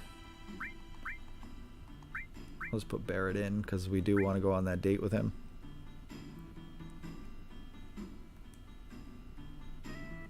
I think we already messed it up. I don't think that's going to happen. I'm pretty sure Tifa's going to be our date. Here is where I was. I mean, this is my hometown. This might be my third favorite location in the game after Midgar and Gold Saucer. Yeah, this is one of the best locations in the game. I love the music for this area too. My tribe were protectors of those who appreciate this beautiful canyon and the planet. My brave mother fought and died here, but my cowardly father left her. I am the last of my race. Cowardly father? Yes, my father was a wastrel. And so the mission I inherited from my ancestors is to protect this place. My journey ends here. Hey, Nanaki, you're home. Coming, Grandpa. That's perfect. Why don't we take a break too? We can meet back here in a while, okay? Yep. Glad I added Barrett to my party for him to just leave. Yeah, this is one of my favorite areas too. Tasty cocktails, Pub Starlet. Fluffy beds and Shildra Inn. Come in today. It's right near Cosmo Candle. Right there. There's also a Turtles Paradise flyer right over here. Now hiring, looking for someone who can stand long hours of boredom. For details, contact the Turtles Paradise. We'll save again right here.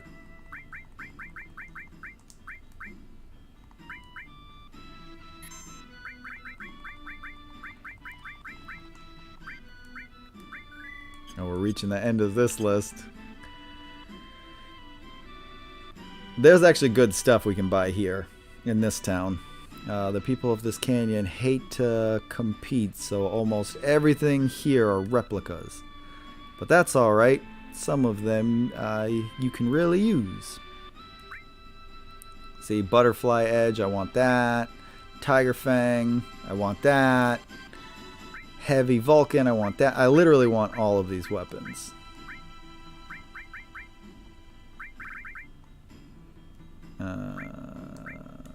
I also read that apparently there were going to be at least 2 more Genova fights, and one of them was considered for this location for one of them.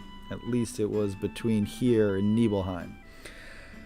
Nibelheim would have made a lot of sense to have a Genova fight there. It would have been super cool if there was one here too, though. Like in place of the thing you actually fight. No, that actually would have been cool if there was like a piece of Genova that you fight in like underneath Cosmo Canyon.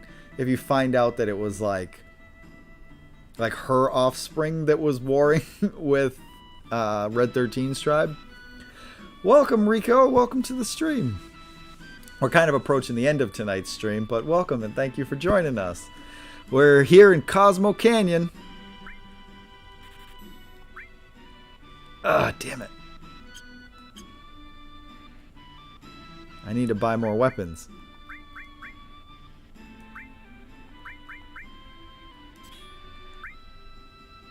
Worry about that later. Yeah, if it ended up being that it was like a Genova offspring that was like leading the charge against like Red 13 or Nanaki's tribe, and that ended up being what you faced in underneath Cosmo Canyon, that would have been super cool. As it would have showed like how much of a force Genova was when she came to Earth initially. Or I guess this is Gaia. I think that's what they call this planet.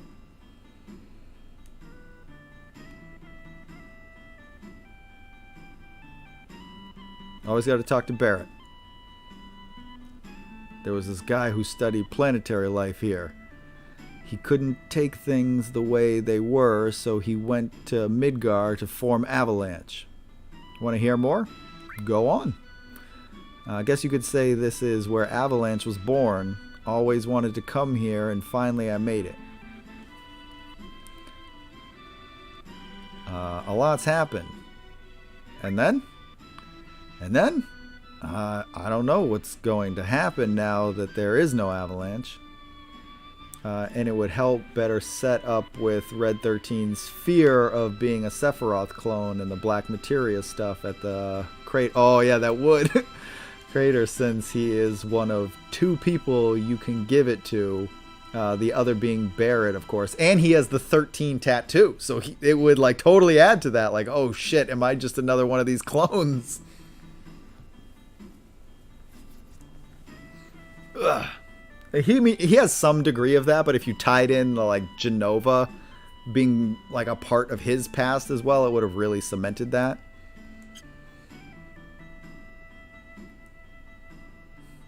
Where did I put it? I know it's around here.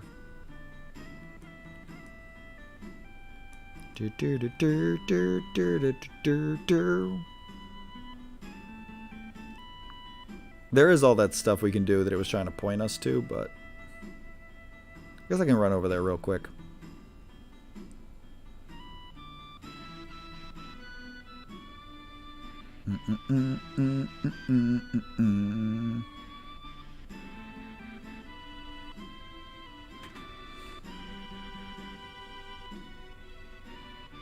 Because that's where Tifa's hanging out.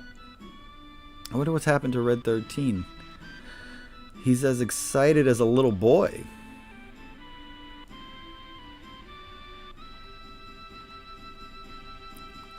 Welcome. How about our original cocktail, Cosmo Canyon? Cosmo Candle. A drink now and then is good for you. It'll relax you a bit. If you know when to stop. Is that so? You brought Nanaki back here? Yeah, thanks.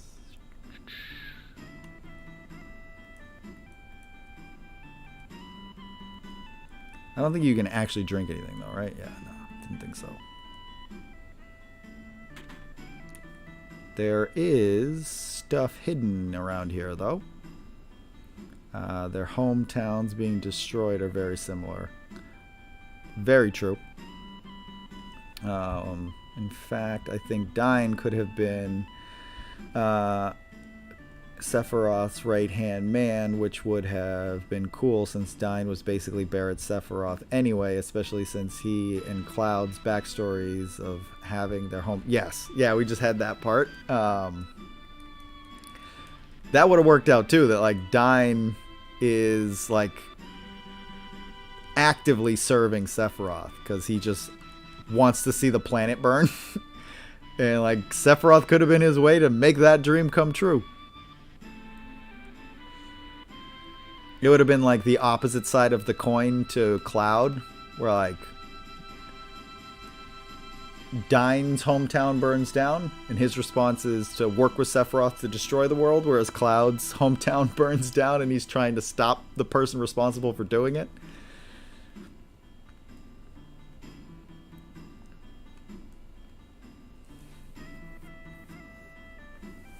Yeah, no, I'm good.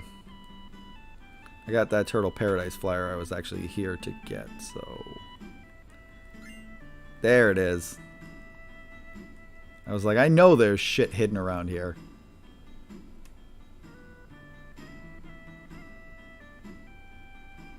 There's more if we go up top here.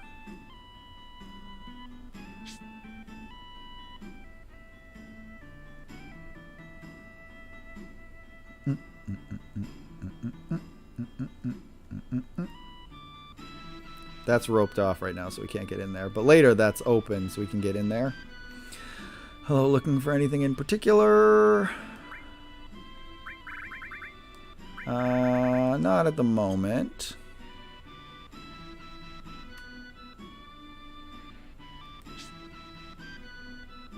Actually, wait, can I? No, I can't get to that right now. Sephiroth is a manipulator, so it can work.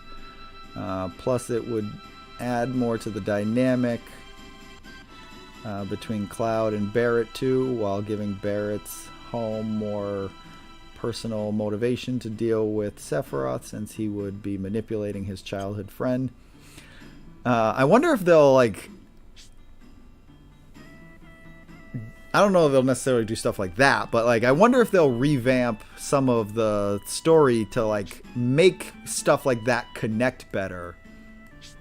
Because it does seem like Dine's story is pretty disconnected from the overall plot. So Barrett joining up after is like, oh, well, that's over with. So I guess I'll just keep going with you guys.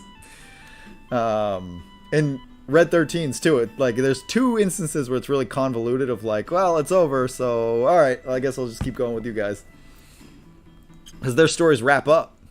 So if you had it more connected to Sephiroth and Genova, it gives them more motivation to keep continuing with the group. Yeah, I hope they do stuff like that in the remake. We still have Cosmo Canyon. We haven't visited there yet. They only did the Midgar scene so far in the remake.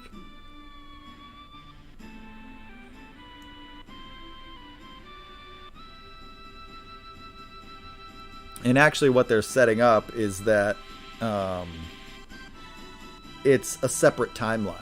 It's not even just that it's a remake, it's a different timeline. So things are actually different. It's not the same world. Isn't somebody supposed to be in here?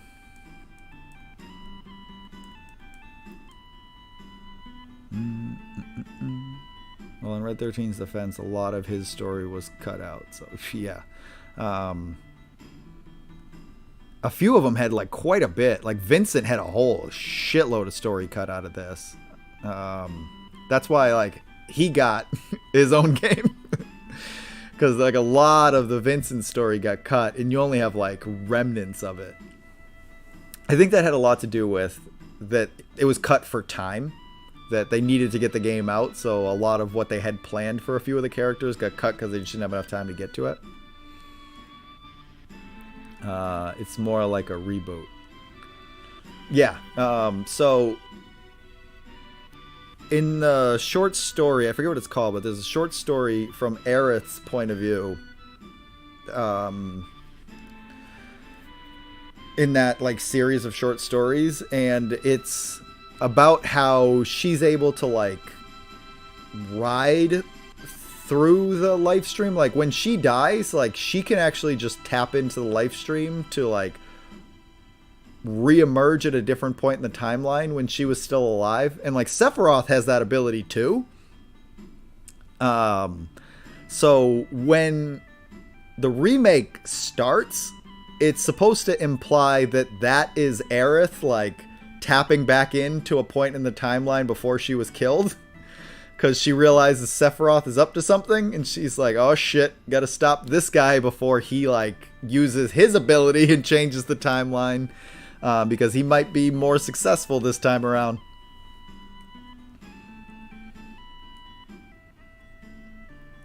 So they're actively saying that, like, we can change a lot of events because there are characters in here that are actively trying to change this timeline around. Yeah, they didn't. The whole thing was that because they had to take some of the development time from Chrono Trigger, they had to cut a lot of stuff out just to make a deadline. Yeah.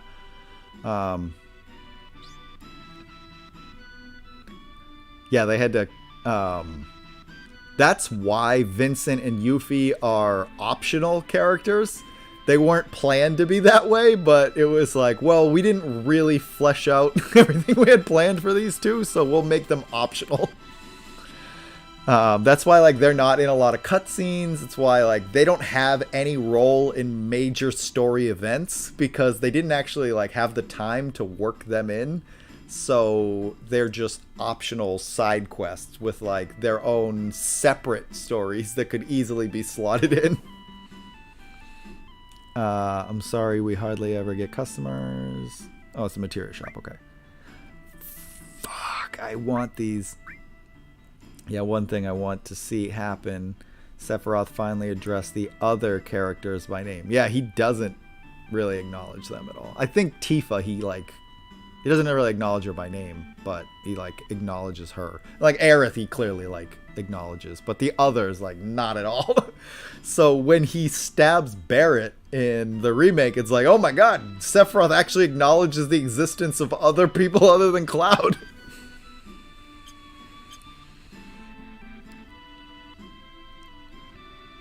But when we get to it, like, if you watch the major cutscenes and, like, story events, Vincent and Yuffie disappear. Like, they're just not present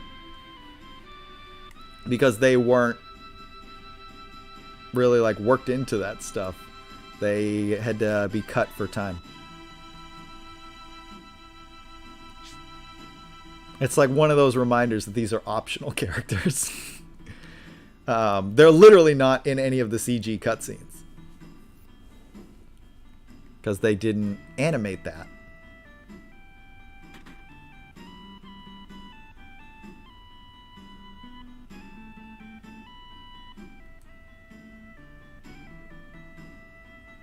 Cloud, this is my grandfather, Bugin. He is incredible. He knows everything. Ho ho ho.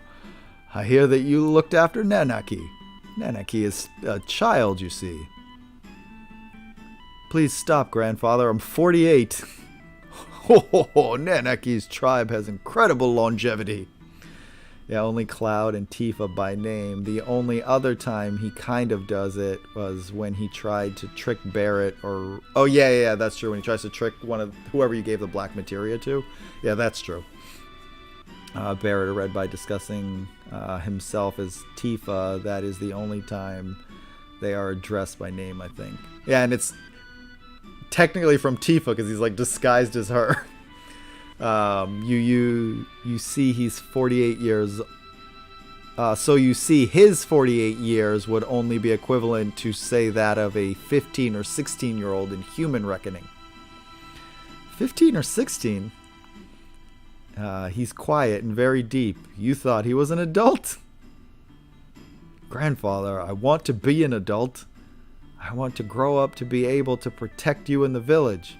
Ho ho ho, no, Nanaki. You can't stand on your own yet. To do that now would destroy you in the long run.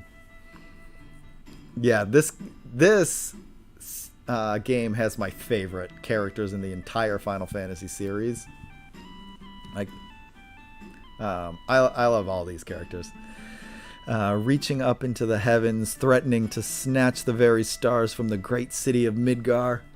You've seen it, haven't you? Well, look, that's a bad example. Looking up too much makes you lose perspective. I really like what the remake has done with them so far. Me too. I can't wait until, like, Red 13 is an actual playable character. I liked that, like, he was part of your party, but I can't wait till you can actually, like, play as Red 13. The new characters were cool too. Agreed. Some of them were like background characters in this, like Johnny. Like he's like briefly in this, but he's a full-blown character in the remake.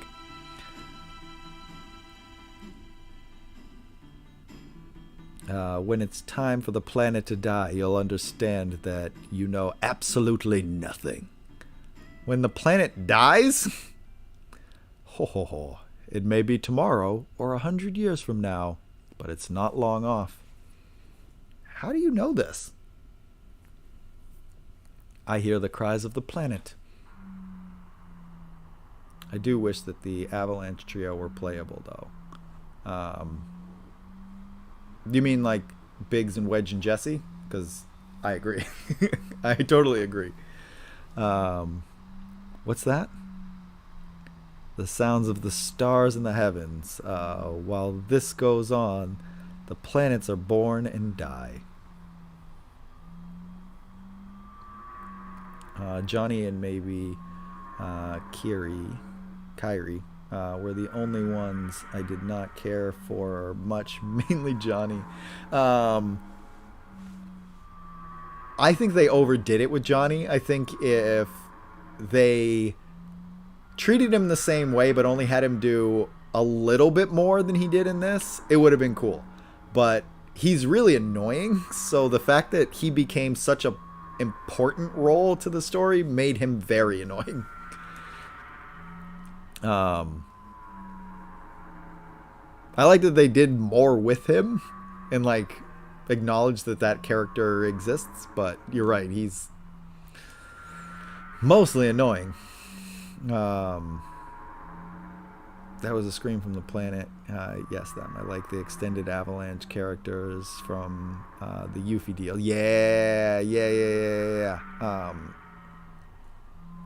That was like just a whole crew of like new people they added to that. I thought that was super cool. It's saying I hurt, I suffer. They have come here on a journey to save the planet. Why don't you show them your apparatus? They really did a good job of capturing how fucking creepy space sounds can be. Yeah, this totally makes space sound super creepy. Ho ho ho! To save the planet. Ho ho ho! He was overdone. They needed to dial him back a bit. Yeah. He's one of those anime tropes. I don't remember the names of them, but he's one of those like really annoying anime tropes. Then again, I guess it wouldn't hurt to show him. Bogenhagen. Several odd-looking people are here. That's one way to refer to our crew. The whole place has gotten busy all of a sudden. He brought friends, too. I'll go get them. Do-do-do. Boom, boom, boom, boom. Cloud, please call one of them. Shit, it's actually kind of have to end the stream here. Only 3 people can fit in grandfather's machine, so we'll have to save it here and we'll continue the rest on Thursday, unfortunately, because I have to get some work done and I gotta go to the gym. But we are going to continue on Thursday at our normal Thursday stream schedule, which is 8 to midnight. So we'll be back for that, and that's where we'll pick up here at Cosmo Canyon to find out about the planet and how it's gonna die. But it actually does like a good job explaining how the Livestream stuff works. So I also saw some character concept art of Johnny holding balls like a blitzball player. Oh, that'd be cool. It looked like he was ready to fight. I am not sure if it implies he was going to be a playable character or not. Oh, that would have been cool if they redid him.